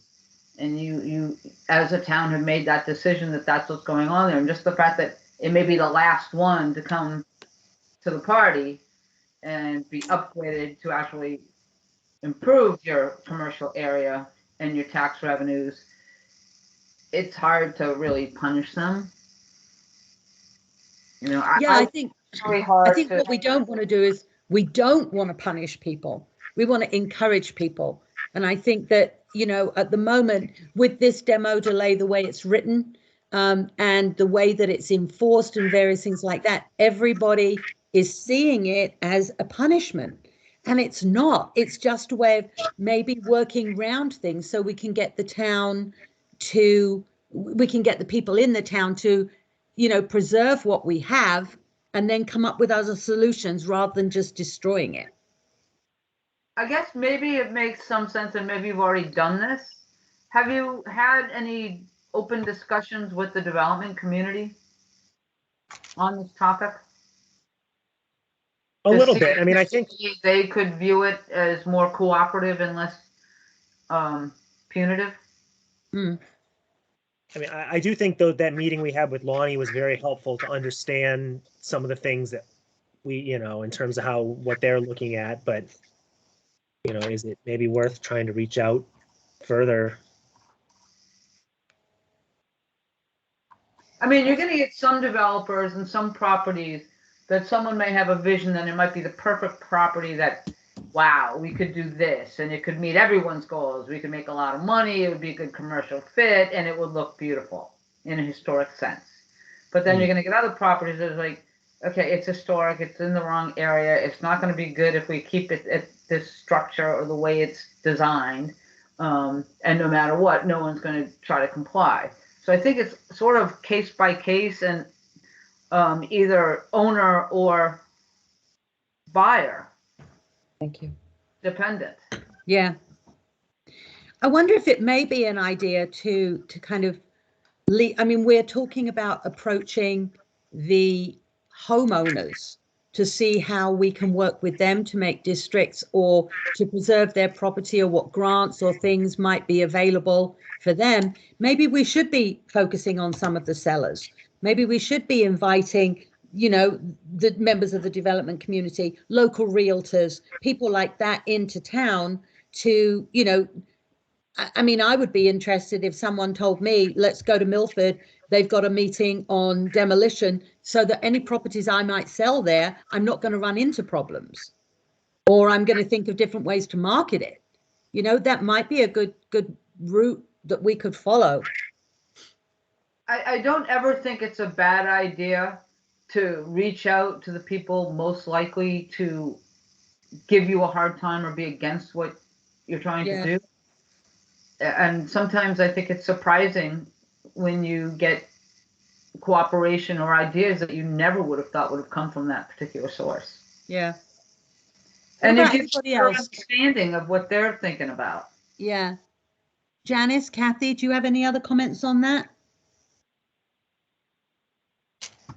No, it sounds like a good idea. Yeah. Okay. All right. I think it would be helpful to have somebody like Brad at a meeting like that, because he also knows what can be done, structuralized, with different old houses and stuff. I don't know if he would come, but I mean, and there are some people who own their house and are just so tied to its historic value that they would even put a deed restriction in their property, or they would want every bit of information and help they could get to how to effectively make money off of it, but still preserve it. So you need the right buyer, you need the right seller, and you need as much knowledge as you can get. Yeah. Well, sorry, I've got a visitor. Get down. So Yeah, I think, I mean, I think we worked for some time trying to build, a relationship with, board members and the community to try to understand that, what we do have for historic is very limited. Our inventory is much smaller than most communities. And, again, I know I've said this 1,000 times that, what we value here, we don't have beautiful Victorians. We don't have, we have farmhouses, and when they start to disappear from the landscape, it becomes, it's unfortunate, I mean, we all support development, but can we do it in a way that, suits everyone, that we can retain some of that. And so that's all I have to say. Yeah. I sound like a broken record. Thank you. Okay. Dan, did we have anything else on that we were gonna? I think the next step is going to be to go through, make another draft, and then if we could have Cindy take another look, and hopefully we've cleaned up a lot of the, especially I think the big issue was the timing and just clarifying the process. Yeah, and Cindy, thank you for with goal taking the brings time back in to, May. go over that. We really appreciate it because, Yeah. we want to do it right. Well, and it's not an easy topic. You've got people in different camps. Hello, Cindy. How are you? I thought I saw you in the background there. Yeah. That statement right there is all as close as I want to get to government work ever again. Bye. Goodbye. Goodbye. See you later. So, no, I think you've got a good attitude about it. And I think, it's one of those things that's a thankless job. And it's never going to be a popular bylaw with people buying and selling property. But it is just like good zoning, Yeah. It's not easy. You're going to get people on both sides of the fence equally motivated and emotional. And, something's going to have to give. And hopefully, the majority of the people in the town have a reasonable sense of the vision of the town. And so that's what will prevail. Yeah. And I personally happen to love old farmhouses, so I really hate to see them go away. You and me both. Okay. So that's it as far as I think that we needed Cindy for. Thank you very much again. We will get the draft out to you again if you could have time to go through it, and hopefully it'll only be half a page long because we're going to simplify. Oh, that's even better. That would be great. It'll be a quick read. Yeah, it's going to be half a page long, and a quarter of a page of that will be a legal disclaimer. Well, joking aside, the shorter and simpler you make it for people, the easier it will be for them to comply and not look at it and go, I'm not doing this. Right. It's very antiquated according to the time that we put it out, the first round. And, I think towns have learned to modify and make adjustments and change language so that it doesn't seem so foreign and complicated. And unfriendly. Yeah, exactly. Well, keep Okay. up the work. It's good talking with all of you. Hopefully one of these days I'll see you all soon. That Yeah. would be nice. Okay. Cindy, one care. more Oh. thing, on the easements and the property issues. I know you and Dan are gonna take a look at those, deeds and make sure that we're, in the clear to go ahead and, work on potentially, pulling a septic, and water source off that strip there, but, I mean, if you think of anything else that we need to tackle, because, I mean, in theory, if you look at that records room, the only part the town owns is the little, piece that it sits on. And everything else belongs to Jane and David. So, what will we run into in terms of problems with, modifications, I guess it's work? the easement that they're willing to give you. I don't know if they have enough to outright sell you some just to make Right. their life cleaner, because let's face it, if they put an easement and give you an easement for a septic on their property, that's not going to help them down the road selling their property. No. And I just don't know enough about the size of the properties to know whether it might be easier to purchase a piece of it or not, or if they would want to even do that. But I think, an easement is one way to do it, but I think it's not without difficulty for both sides. Right. Least of all for the town, because whether it's a sale or an easement, you got to get town meeting authorization anyway. Yeah. And it's enforceable and you have the right. I think the bigger problem is for the person granting you the easement. Yeah. The biggest concern, problem might be an overstatement, but I think they have the bigger impacts. Right. I do too. And I just want to make sure that they know exactly what they're getting into. And I also, my other concern is to make sure that we know who actually owns it and who actually gets to call the shots on it. Yeah.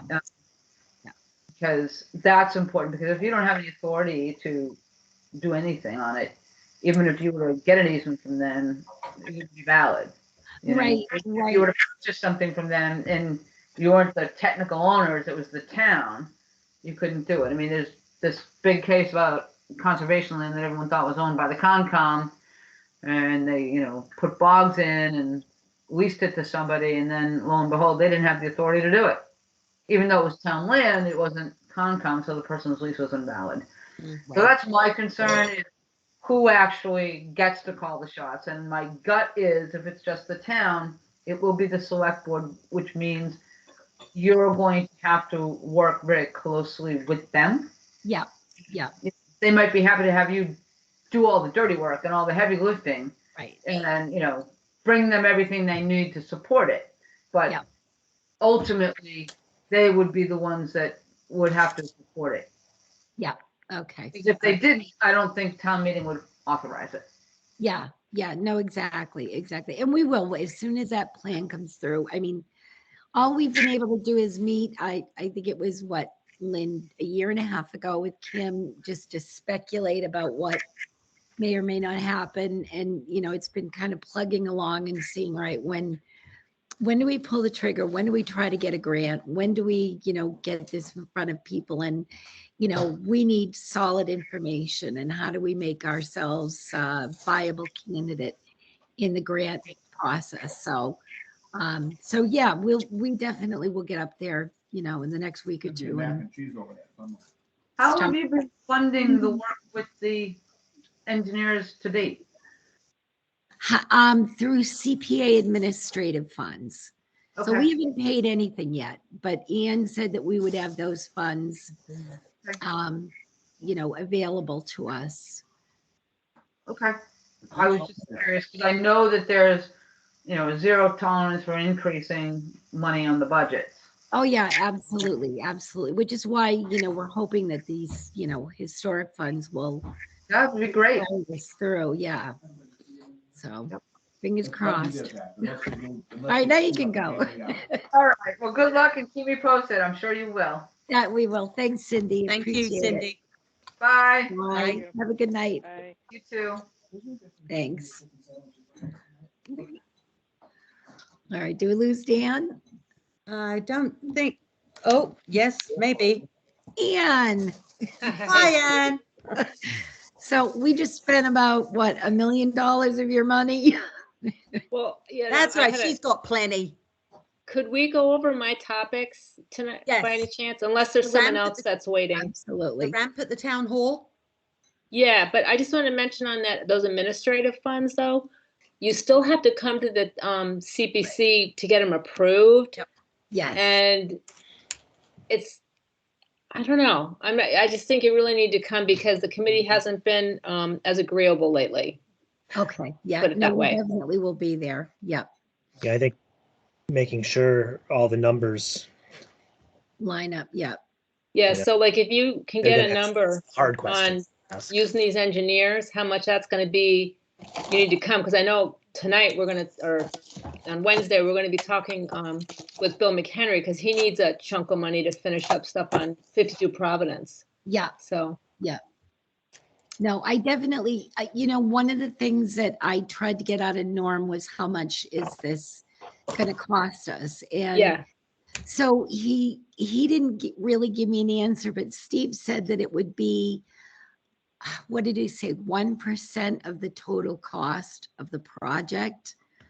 Meaning that whatever it's going to cost to do the entire project, the permitting and everything else, they get 1% of that with their proposal. So so like, It's not a lot, really.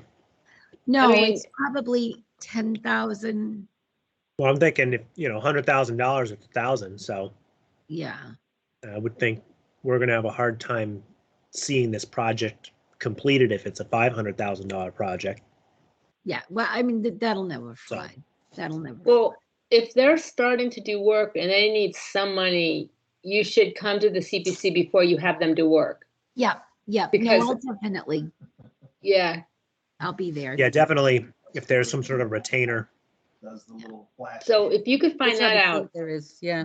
Yeah. And then get back to me, because maybe we'll have to have, and if you need the money sooner rather than later because of your grant, then we should set up a CPC meeting earlier. Okay. All right. That sounds good.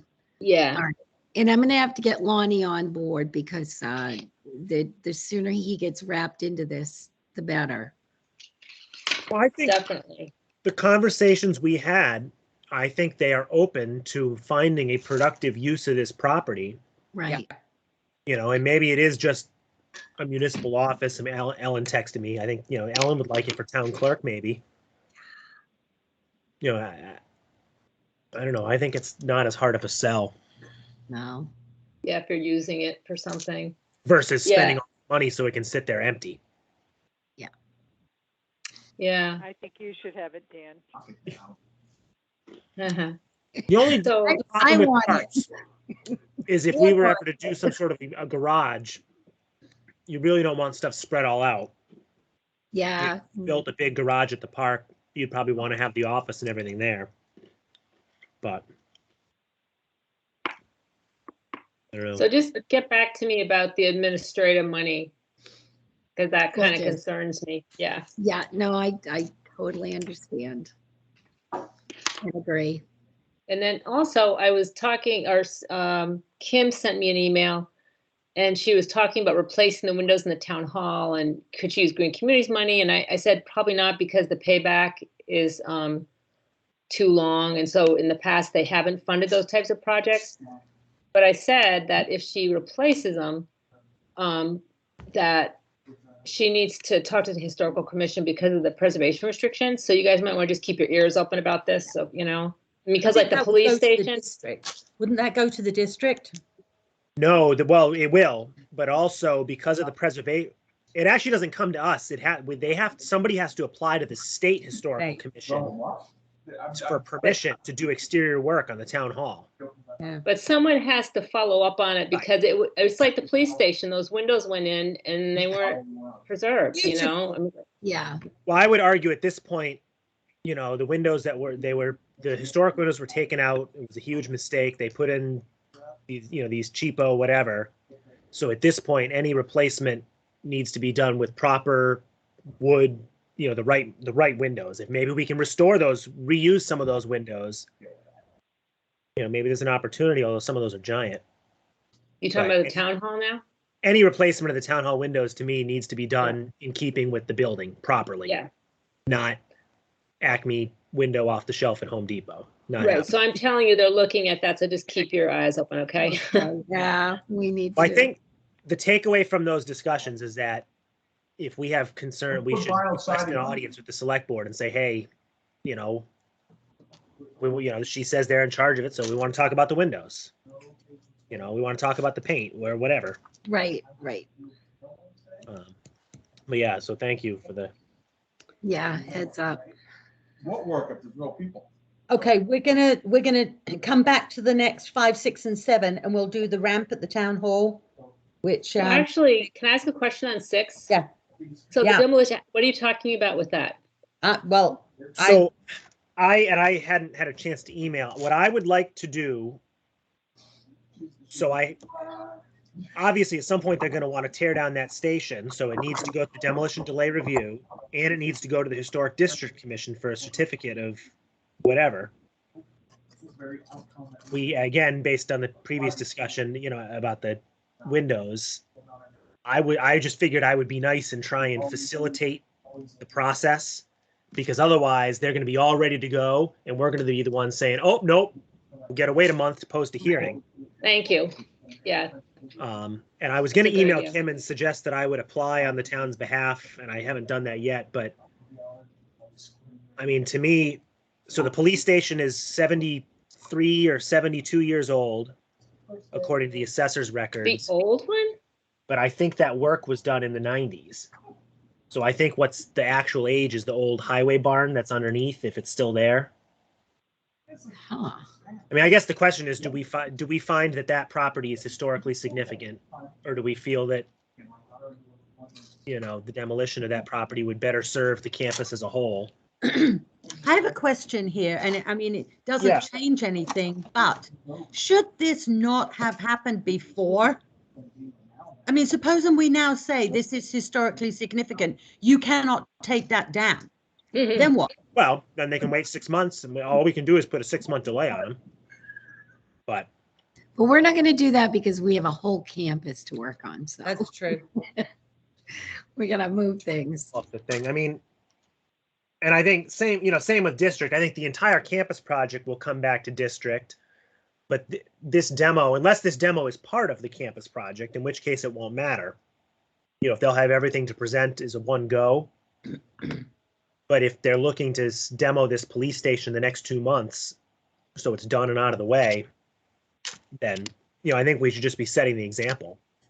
Well, I think also, Followed. well, and I think it's good too, if like in this type of situation where it's not really, historically significant, that you're like, move fast. So you're showing that, if it's not needed, we can move. Right. Yeah. Right. Exactly. But so, yeah, I appreciate that. Okay. I agree. I gotta check with Deb. I think we were gonna post a hearing for our meeting on the 17th with the district to consider an application to demo the police station. I'm a million miles away. Right? Again, just so they can issue a certificate of, whatever they decide that they feel is appropriate. So it's the district that makes that decision on the. Well, so it's That is a both. handsome cat. They stepping in for me. That's the beauty of the historic districts. They're two totally separate things. You know what I'm saying? So demo delay is one thing, but then the district also has to sign off. So the district has way more power because the district can just say, no, you can't demo it, or you can demo it, but you have to rebuild it exactly as it was today. Demo delay, all we can do is say, wait 6 months. But it seemed to me, assuming at least for me, I don't see it as significant, but assuming we don't as a committee, we can take that vote, and then we're not the ones standing in the way, and then they can do what they need to do. Yeah. I say we do that. Let's get it on. Let's get it moving. Well, so if that's the case, I would make a motion to find the old police station building as not historically significant and not object to a Are you Yeah. making that motion for right now?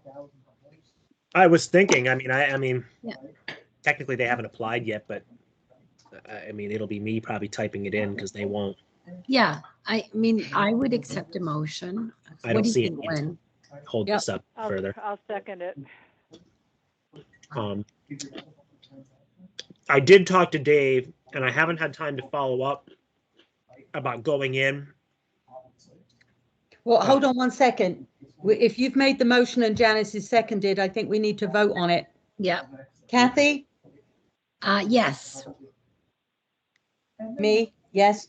Do we have, Connie's not online, is she? I'm on the line. Yes. Connie is here. Hi, Connie. Connie. Hi, You Connie. get sworn in. And Tom is not here. Yes, I'm sworn in now. Awesome. Yay. I don't understand what I mean. What do you want? Welcome aboard officially. Thank you. And I'm not going any more hikes with you, Connie. Oh, Ian, if you Oh, need to go on a I thought hike, we'd be you need to hiking. take Connie I with thought you. we'd be hiking buddies. Yeah, no, She that's is not awesome. happening. Yeah, no, I'm all done. Leaping Oh, that's- stone walls and running Yeah. through prickles and briars like there was no tomorrow. I found prickles where prickles ought not to have been. Yeah, we should have worn our duck pants. Right. Oh, If I'd Next owned some, I time. would have. I thought I was going for a nice afternoon hike, thank you, Anne Mazar, and it wasn't. All right. Okay, so Dan, wait, yeah, we'll put Dan, that on for aye. the 17th. So Dan, yeah, we got you, and Janice is seconded. Yep, she's aye. So motion is carried. Yeah. I was gonna say I will. I was gonna follow up with Dave at some point. I was gonna get in there to recover lights and stuff, but we should just verify if there's anything left of the old highway. I don't think there is. It was like an No. old brick building that they just kind of built around. If But- you go in there to take stuff down, can you take the LED spotlights out? Yeah, my intent was to see what's salvageable in terms of parks or other buildings, and maybe we'll make a list and send it out through that surplus policy. If it can get used anywhere, senior center, highway. I mean, I'm kind of like a vulture. I'll use anything I can at the park, but like I think they had point of use water heaters. Yeah, right, because I was with Green Communities money, so that's why I was saying get the LED lights and the point of use water heat. Yeah, Anything that has would save us some money. great. Yeah. I think they've got what they want, so.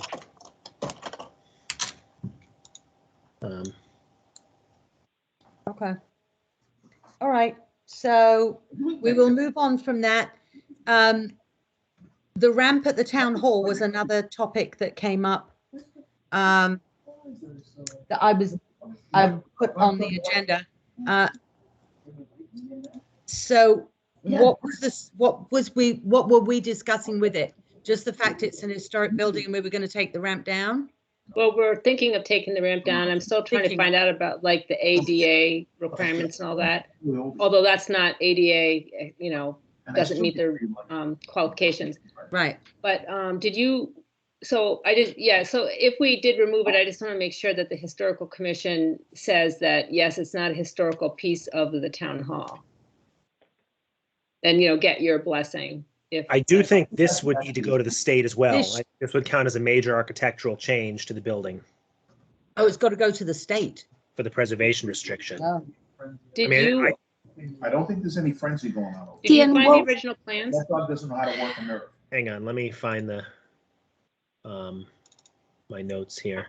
Because you didn't actually manage, I haven't followed up. I haven't had time to follow up on the plans yet, but regardless of any of that, I believe the preservation restriction specifically requires any, hang on, town hall, Now get a good look. where is it? Oh, site plan, He opens them way back, right? But he doesn't really do that. And you look at the size. Rich of his knows we can eyes. hear you, right? Yeah. Look at Grace's eyes. Sorry, I'll Fucking mute him. ginormous. Sorry, hang on a second. I'm trying to find the restriction it tells you what you can. Oh, it's in town hall deed. No? What the heck? Town hall, painting, oh, here we go. Come on. Get too many files in this computer.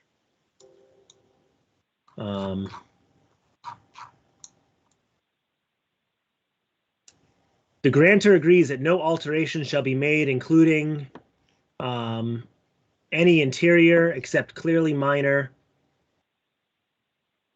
There's something about exterior. Hang on. Yeah, no alteration should be made to the premises, including the alteration of any interior, unless they're A, clearly of a minor nature, not affecting the characteristics which contribute to the architectural, archaeological, or historical integrity. B, the commission, being the state, has previously determined it will not impair such characteristics after reviewing the plans. Or C, required by casualty or other emergency. Ordinary repair may be made without the written permission. For the purpose of this section, interpretations of what constitutes alterations of minor and ordinary maintenance is governed by the stuff incorporated at the end. And it gives you a bunch of examples. And it says exterior, major, large-scale repair, replacement of cladding, roofing, change involving inappropriate removal or addition of materials or building elements, chimneys, cornice detailing, architectural detail, altering or demolishing building additions, spot repointing of masonry, structural stabilization. Minor, they're saying, is just spot repair of cladding, roofing, replacement in kind. So Okay, I do so- think this ramp would need to go to the State Historical Commission for their review. Okay. And did you ever find the original plans? I mean, I know you had them, but did you get a good copy or? No, so where we left that off, we need to reach out to CBI and find out if they ever got a high quality version of them. That's step one, because maybe they did. If they didn't, we have to go to the state archives, verify that that's what we want, and then we can pay $35 a page and they'll digitize it for us, which is probably worth doing. I mean, assuming it's not 300 pages long. It would be nice, I think, to have a formal copy of them, and maybe we should just do that. Do you have to go there to do it, or can you do it? They want you to go inspect the item to make sure it's before you spend the money. So I mean, actually, so if the society is okay, the commission is okay with expending up to a certain amount to have these digitized, I can talk to my mom in the next week or two, see if we can make a trip down there. I don't know if any of you want to go. Yeah, no, I do want to go. I'm dying to go in there and look at their collection. Because it could be a week or two for that. I don't know what, it may take some time for them to do what they need to do, but at least we can inspect them and get the answer for Ann. Right. So Dan, I was talking to Ann, and one of the things, the plans that came out of Mass Archives were from 1925, correct? Yeah. Okay. They're the edition. When the edition was put on the back. Yes. Correct. So there was a staircase. Actually, no, not the addition. It was all that work when they put the stairs inside. Yeah, Yeah, but that whole I do renovation. not believe that the ramp was installed at that time. The earliest time the ramp was cited in photograph was World War II, so 1945. But at that point, it went straight across. So by 1989, we had gotten the preservation restriction on the town hall and modified that ramp on the outside to go not straight across, but down in a slope. Right. So, and I remember why Wayne Wagner had such a big issue is that we had Philip Warbass come out and look at the ramp. And he said, don't bother taking it off. He said, because his primary reason was because we may find bigger problems behind that wall once we take it down. So that was his biggest concern, was not the appropriateness of the wall or that ramp or whether it should stay or go. But he thought that, we could run into problems behind the wall. I mean, my personal thoughts, I think, from a historic perspective, I don't think it's a huge deal in terms of the building as a whole. I would leave that up to the state to determine. I'm not sure pulling it from a mechanic is a great idea. I think it's going to cost a fortune, and I think it's going to open a huge can of worms. Okay. Or termites. But it might be worth having, maybe it's worth asking this engineering group to really take a look at it. What engineering group? That company doing, can they do some sort of a boring? Can they do a test hole? Can they go on the inside and, cut a hole in the wall and see what they find? Do you mean the Wabash group? Yeah, whoever's doing this current project, maybe they can do some exploratory. Do you and mean find which out. project? The campus, the MVP project. Oh, well, that's the Horsley Witten. They really just do landscaping. They don't do buildings like that, So maybe we need to pay to have an engineer come out and kind of bore into that, because I think at the end of the day, if we're going to ever take that ramp off that building, which it just continues to deteriorate, it's going to need new railings, it cracks, it's just an ongoing maintenance nightmare, basically. Yeah. So, I'm wondering if we should just go ahead and just do the deed, and go to historic funds if we find a problem. We also need to verify, I guess it's John Erickson now, Bill Kessler made some points about, can it be removed without requiring the whole thing with wheelchairs, and even though it's not ADA, there may be an issue with egress. Right, I was going to look into that, but that may have to do with the capacity of the building. That may not apply to us. Well, you have 3 egresses off that building. What he had said, the problem is, even though that ramp is technically not ADA compliant, it provides an egress for somebody in a wheelchair, and without it, you may have to have a whole fire safety and a rally point and a phone and a whole new thing. But I don't know. That sounds like the stuff you see in like a skyscraper versus a 2-story building. And you don't have it on the 3rd floor already. Oh, Lordy. You do create problems, you 3. I'm glad I'm so simple. 3, wait a minute. I guess, I don't know. Or maybe, do we want to start with the state and send something to them and see if they'll even consider it? Yeah, maybe that would be the first step. And maybe they'll look back at the records for us and say, oh, the originals don't have it on. So maybe they'll get that work done. Yeah. That would be great. Why don't you do that? I don't know how this works. I guess we'd have to look into it. That could be a 6-month review in of itself. I don't know. Yeah. No, you know what, Dan? I think we have an easy out, and that is just picking up the phone and calling Ross Deagle. I talked to him a couple of weeks ago, and I was asking him about this grant process. So he's really easy to talk to, and he's usually pretty knowledgeable. So he could tell us right off the bat whether that would be an issue. So let me call Ross. Yeah, if you have a contact, if you could find out, how this would work. If we have to send them in a letter, send them in a plan, what are they looking for? Yeah. Because actually we'll need that answer for the windows too. So I would ask them about, just so we know what the process is. Okay. All right. So just let me know what you find out then. And I think that is a good first step. Yeah. Awesome. You kind of clarify. Okay. So we're done with that. Let's go back to, we have, I'm assuming, no new demo requests. The only one that we have currently on, bye, Anne. Thank you very much. Thank See you Wednesday. Yep. So the demolition request to bring Janice and Connie up to date. This is Mr. Quirk's house on Uxbridge Road, the corner of Uxbridge and Hartford Ave, that we had tried to get Brad out to see. Janice, do you remember? Yes. I was actually away and you guys were going to and see it. And then he said, no, I've got work I've got to do in the house for the tenants. So it's not good right now.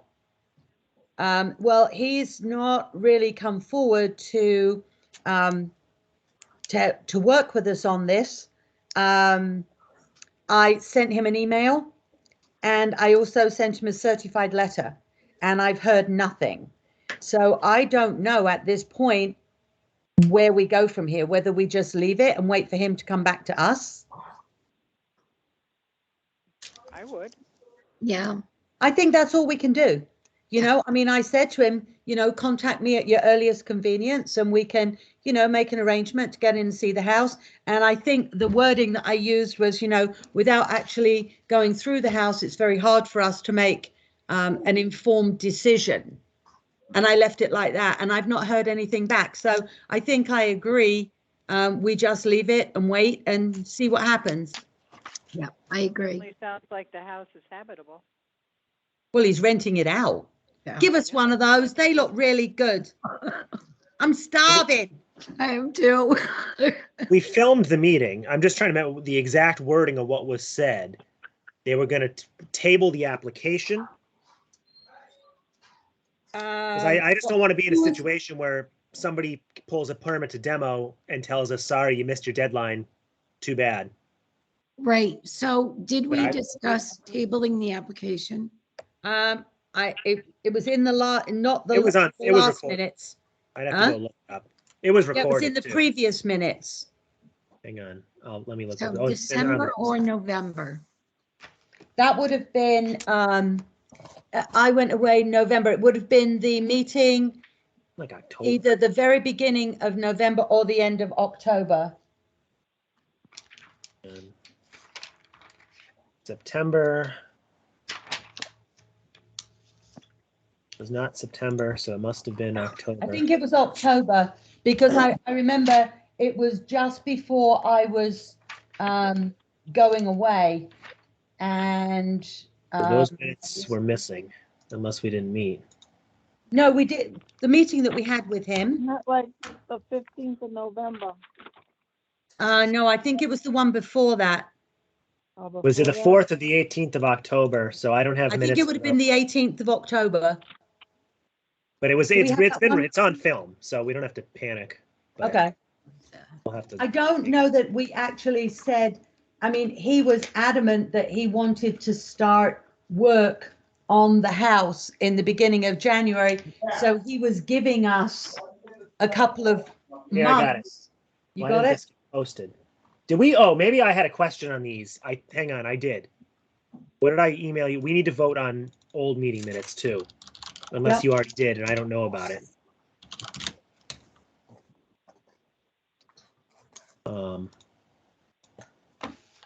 Hang on.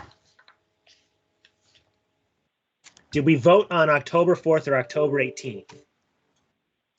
That's do why they what? were posted, to approve them. The minutes? Hold on. I don't believe we ever did, so we need to vote on those as well. They were sent through to be approved, and I think that The owner- that particular meeting, I think Tom or Janice had not had an opportunity to see them, and so Okay. we cancelled it until the next meeting, and then it was either Tom or Janice hadn't had a chance to see them. I can't remember. And Janice, I sent the minutes again to your personal email. I think when Kathy sent them, they went to just the town email. Yeah, I just won't. I just got 2 of them and I just read them. Right. So here, if I can send you these other ones too, I mean, more of these we can get done would be 1,000 times better. So you have the minutes for October the 18th, right? It should say it on there, I think. Yeah, I I just. have the, yeah, got sorry, them. hang on a second. I'm trying to attach something to this I don't email. see them. Here, I'm sending you these other two as well. Why is this not attaching the thing I'm dragging? All right, 10-4, 10-18. Send. Because if we could vote on all this and get these out, that would be Right. awesome. The last thing it says was the commission will see which dates for possible for a site visit. The owner said he had some time and would like to revisit the matter at the first meeting in January. Right. And I guess I'd want to watch the video, or I mean, I guess we can just operate under the assumption that he's withdrawn his application at this point. I don't think we could make that assumption. Or we should send, I mean, I guess we have to be very careful because the way there's a timeline in the bylaw that's statutory, Right. you know. So is that going to require another letter to tell him that we will, I don't know, or do we invite it to our next meeting and say, these things have not been addressed. Honestly, I mean, the way the bylaw is written, it says we have 20 days to make a determination, 20 business days to determine whether or not it's significant. So I think He actually, but he gave us, he we tabled. might have made that determination, but he gave us, he said, well, don't worry about it. Well, I want an answer at the beginning of January, at the first meeting in January. He was the one that actually dictated the date of the meeting as being January 3rd, because I put it in my phone straight away. Yeah. Well, I think then our assumption is it's been withdrawn or tabled. And that's, I mean, at least from my perspective, that's my thought on it. You know, he might be at the planning board meeting next week. I can try and ask him. I mean, you said you sent him a certified letter. Right. And Did an you get the email. signature back? Pardon? When did you send it?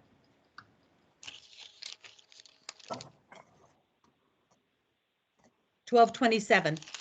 So have you gotten the green card back yet? Do not. Does it have Just got the thing that said track it. Do you have the number? Yeah. I'll go on and track it and let you know. See what it says. Yeah.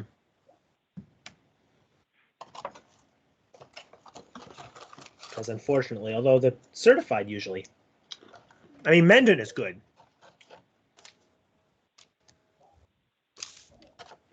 I don't know what happened. Those people that did the work at the cemetery, the check took like a month to get to them. From the post office? Post office is doing really weird things. I sent a card to a friend in Holliston that has not shown up. And yet I sent a parcel, not even first class, to England, like slow delivery. It's not a Christmas gift. I don't care what. And it got there in 6 days. Oh my God. But Holliston took longer. Go figure that one out. Walpole, it took like 3 weeks. Because they called Ruth, and Ruth Wow. called me. And then the woman finally was like, it showed up on the 23rd. We mailed it on the 9th. You could have walked it down there for a day. So I don't know what happened there. So Dan, tell me again what the date of that you had just looked up regarding our conversation with what's In the minutes, I want to. I'd have to go watch the recording. In the minutes, it says we'd agree to revisit it. He'd like to revisit it at the first matter meeting in January. Okay. So. And that we was the reached out. October meeting. That was October 18th. So we've reached out. I would say let's just wait and see what happens. Okay, I got notification. It was delivered 12/21 in his Okay. mailbox. Why wasn't it signed? Don't they have to sign for certified mail? Well, so you have to do a return receipt. Certified mail receipt. Yeah, I got that. So you did both, and you fill out the green card. I filled Yeah, out, so then- filled out the green stuff, everything, and then it's come back and it said that tracking arrived at the post office. Right, but you'll get that green card back in the mail, but it might take. I mean, if it's, I would wait. Whoa. So it departed. Oh, this is insane. Arrived at USPS in Springfield, 12/21. Departed Springfield and went to the network distribution, 12/21 at 2:30. Then it departed there at 4:23 for the Springfield network distribution. At 5:43, it arrived in Shrewsbury. It left Shrewsbury at 6:54 a.m.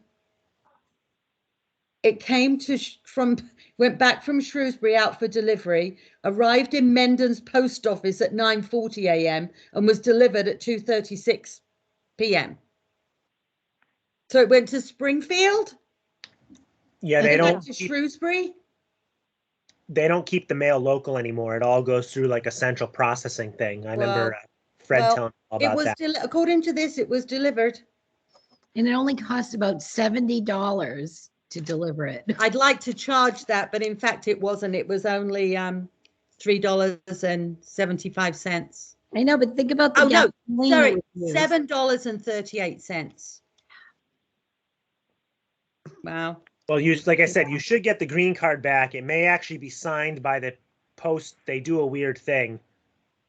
Like they hand it to the resident and they sign on behalf of the resident because of COVID. I don't know if they're still doing that. Oh, yeah, I don't know. I think they are. But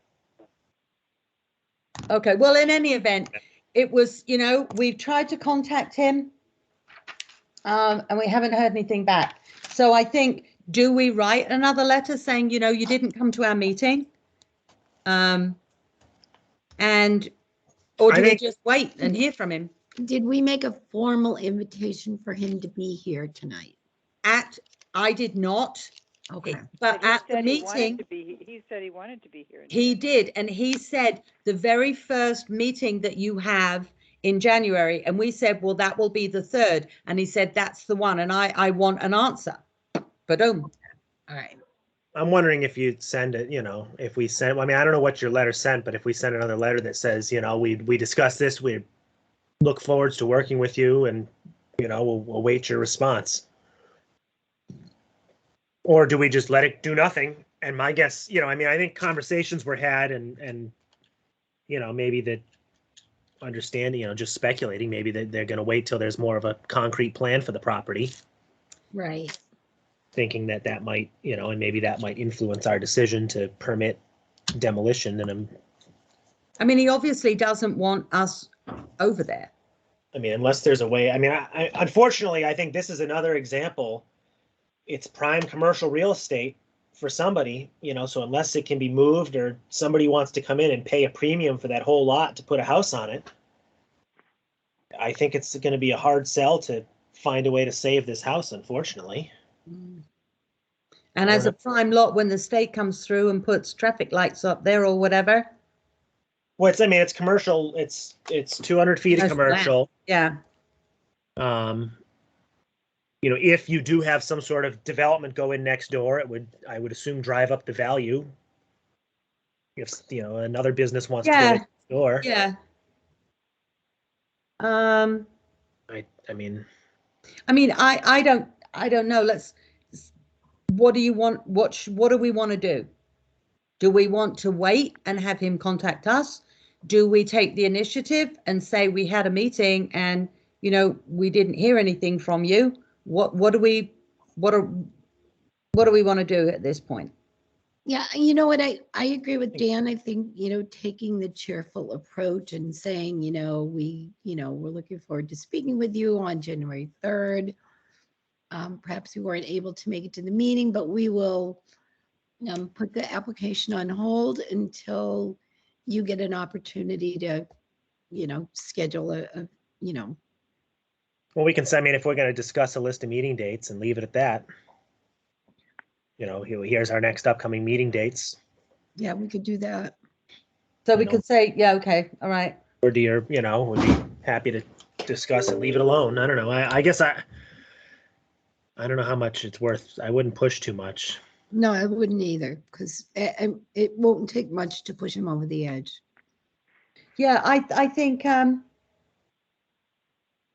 okay, I will send that letter, literally, and just say, we had discussed, you attending our meeting on January the 3rd. Obviously, we have not had an opportunity, which is what I said in my letter. We've not had an opportunity to visit the house or see the house. If we can have that opportunity, that would be wonderful. And we look forward to working with you. If you intend for us, to put the application on hold, please let us know. And our next meeting is whenever. Yeah. Shall I do that? Why can't we put it on hold? Because there's been I think we should put it on hold. I think we should put it on hold. Yeah, we have to be very careful because a literal interpretation of the bylaw is we have an application in front of it. We had 20 days to act upon it, and now it's approved by default, unless we consider. So I guess you're right. We do have on record, though, the 20-day thing doesn't faze me at all, because we do have on record him saying that he would give us until January 3rd to come up with any options. Right. And he was supposed to give us access to the property, neither of which has happened.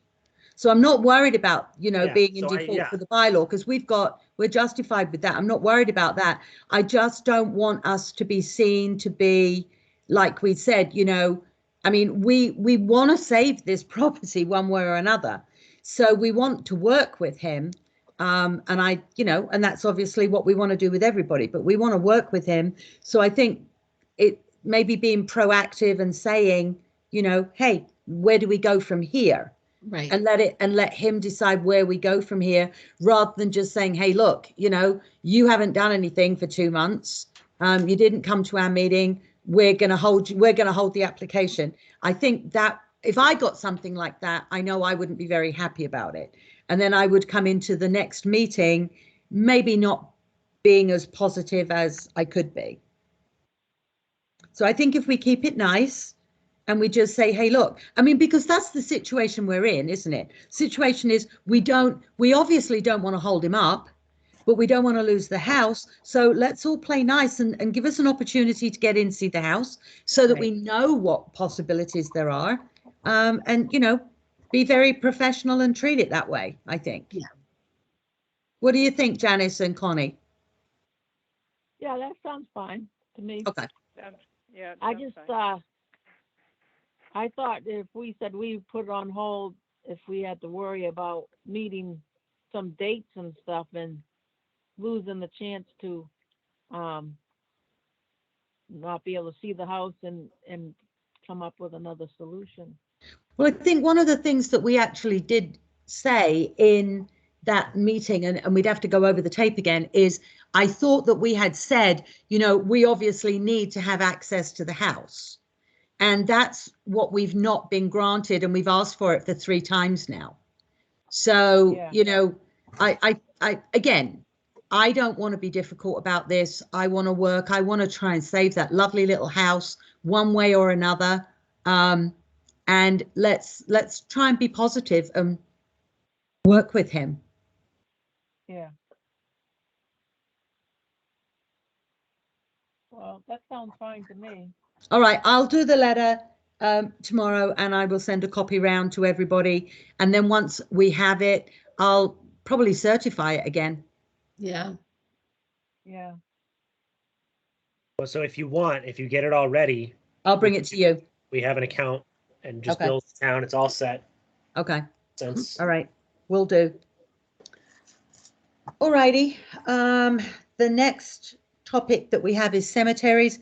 Just an update. You hopefully will have seen the trees that were taken down at Bicknell. We are going to be moving forward on that, the whole cemetery plan. But I think at the moment, we've got an awful lot of issues going on. We've got grants to write and different things like that. But I think that we can, we can start mapping these out. Kathy had an amazing photograph today of a headstone on Northbridge. Was it somebody's Streeter? Yeah, Streeter. He was a Revolutionary War soldier from Mendon. And his stone is just sitting on the side of the road. Oh. Somebody unearthed it and cleaned it up a little bit and put some flags out, and it's pretty cool. Oh, that's nice. Yeah, I mean, so that's yet another one that we need to add probably to the 19 we already have. Yeah, I mean, who knows where most of our we know some locations on our Revolutionary War soldiers, but not all of them. Yeah. Yeah, I'll share that with everyone.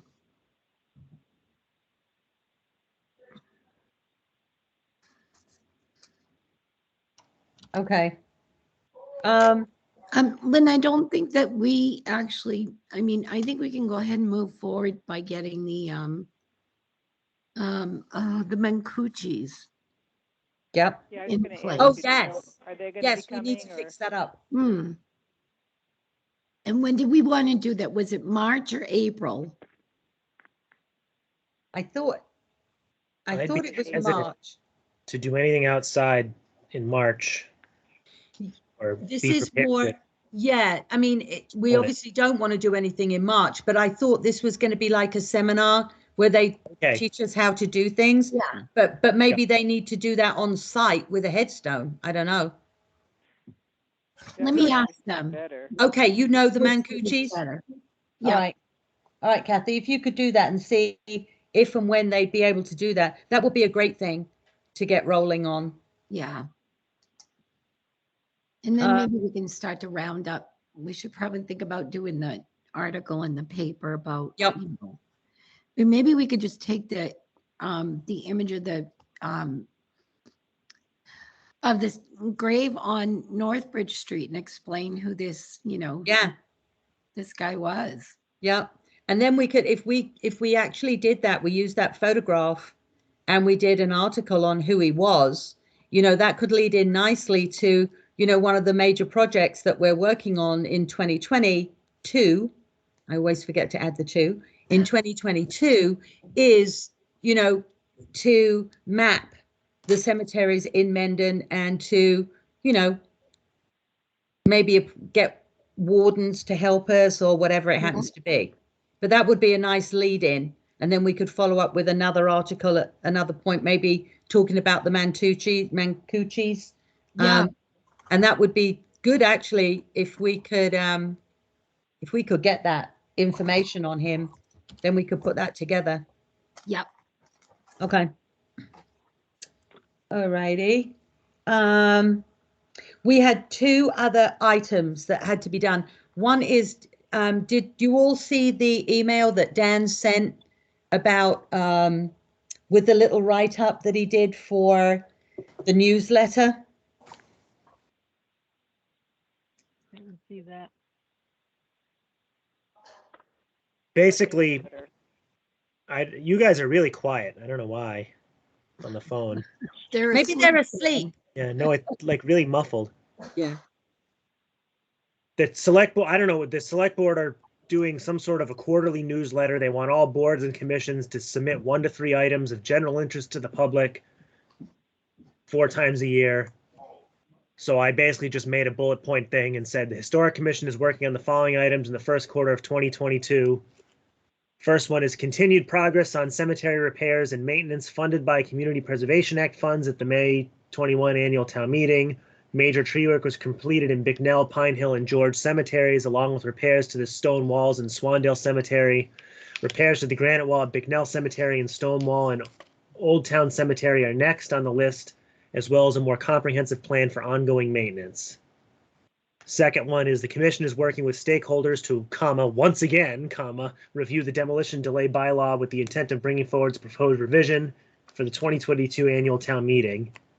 I don't know if you want to get rid of the snark in that one. And no, then leave it. the commission is investigating the repair and future use of the records room building at 13 Main Street. They're working with an engineer to begin the process of applying for state grants for this project. I think I'm just going to say grants. Yeah. I can't type on this. So is there anything else we should include? I think that's it, basic, because we want to, you know, we'll have other things to include later on. And I still have not finished the annual report thing. I'll get that done and get that all out to you to look at. Well, I was holding you back with those meeting minutes, so hopefully that'll. Yeah, we'll get that done. Yeah. Okay. Does anybody have anything else? What is that animal? That would make a lovely fur coat. What? Are we prepared to vote on the 4 sets of minutes? I am. I read them all. I was fine with them. December 6th, November 15th, October 4th, and October 18th, I believe. Yep, I'm good with those. Janice, did you have time to read them all? I did. Perfect. Connie, did you get them all? I read the 12/6 and 11/15. Oh. I didn't see the October one. Right, and you couldn't have voted on them anyway because you weren't sworn in. So, but now you are. So the most recent ones you can. Tom is not here, but I think with the 3 of us, I think we can say that they're accepted, can't we? Approved and accepted. All right, so voted. Well, there's 4. Great. Okay. I will post these on the website. All right. And I will have others coming through to you too. are caught up. Yeah, any of the old stuff, I know I get to work Yeah. on stuff for district too and try. I don't know, Janice, I don't know if you saw my email. If you have any notes from the old historic district, I don't know, you might not, but I gave all of my notes okay, to her, and then then that might have been the stuff I already got. yeah. Then we're covered. Perfect. Okay. Okay, so Kes older the stuff. very last thing that we have to talk about is we had discussed at our previous meeting doing our meetings on the first Monday of every month. There is now a conflict with that, and we're wondering if we can do the third Monday of every month. How does that fit in with everybody? So district was going to do 6 and then we would do 7, which hopefully will work unless something runs late with district. We were going to do 6. No, Your historic district district- already booked 6. Book 6, right? But we're going to do 7. So we can And do if there's 7. anything that's major, you guys can come in a bit later. But Connie, does that work for you? Yes, I can do the third Monday of the month. Okay, Janice, can you? Yep. Okay, all right. So what we said is by switching from the first Monday of the month to the third, we cannot possibly go 7 weeks between meetings. So we were going to hold another meeting on the 17th Of this month. of January. And then we will go to our third Monday of the month, which will be the 21st of February. I'll send out a list of dates of all the meetings. And then I'll also send to Ellen and to everybody else that needs it done. Well, I'm going to, if Oh, these go ahead. dates work, I'm going to send these into Ellen and book them on the calendar. Yeah, if we could do, they work for us 5, and I don't know what's going to happen I don't know what's going on with Tom. I mean, ideally they'll fix up this basement room someday, but otherwise we'll have to go upstairs. Okay, whatever works. Yeah, and I Okay. think Janice and Connie, if the 17th doesn't work or you're all meetinged out, I wouldn't stress because I think we're probably just going to go over the demo delay Yeah. updates and the whatever we get back from the engineering guys. But I think Deb Flanagan wants to come and chat with this Oh, commission. that's right. Yeah. So we can talk. I had totally forgot about that. And then she said she was Yeah. sick tonight. So either that or maybe in the meeting in February. So we could start talking about next steps for new districts. Perfect. If we can, so that's another thing. Yep. Okay. All right. All right. Does anybody have anything else before we close the meeting? No. Okay, we will close this meeting at 9:38 p.m. Oh my God. I know. As if Dan had been a little bit quieter, we'd have got home a lot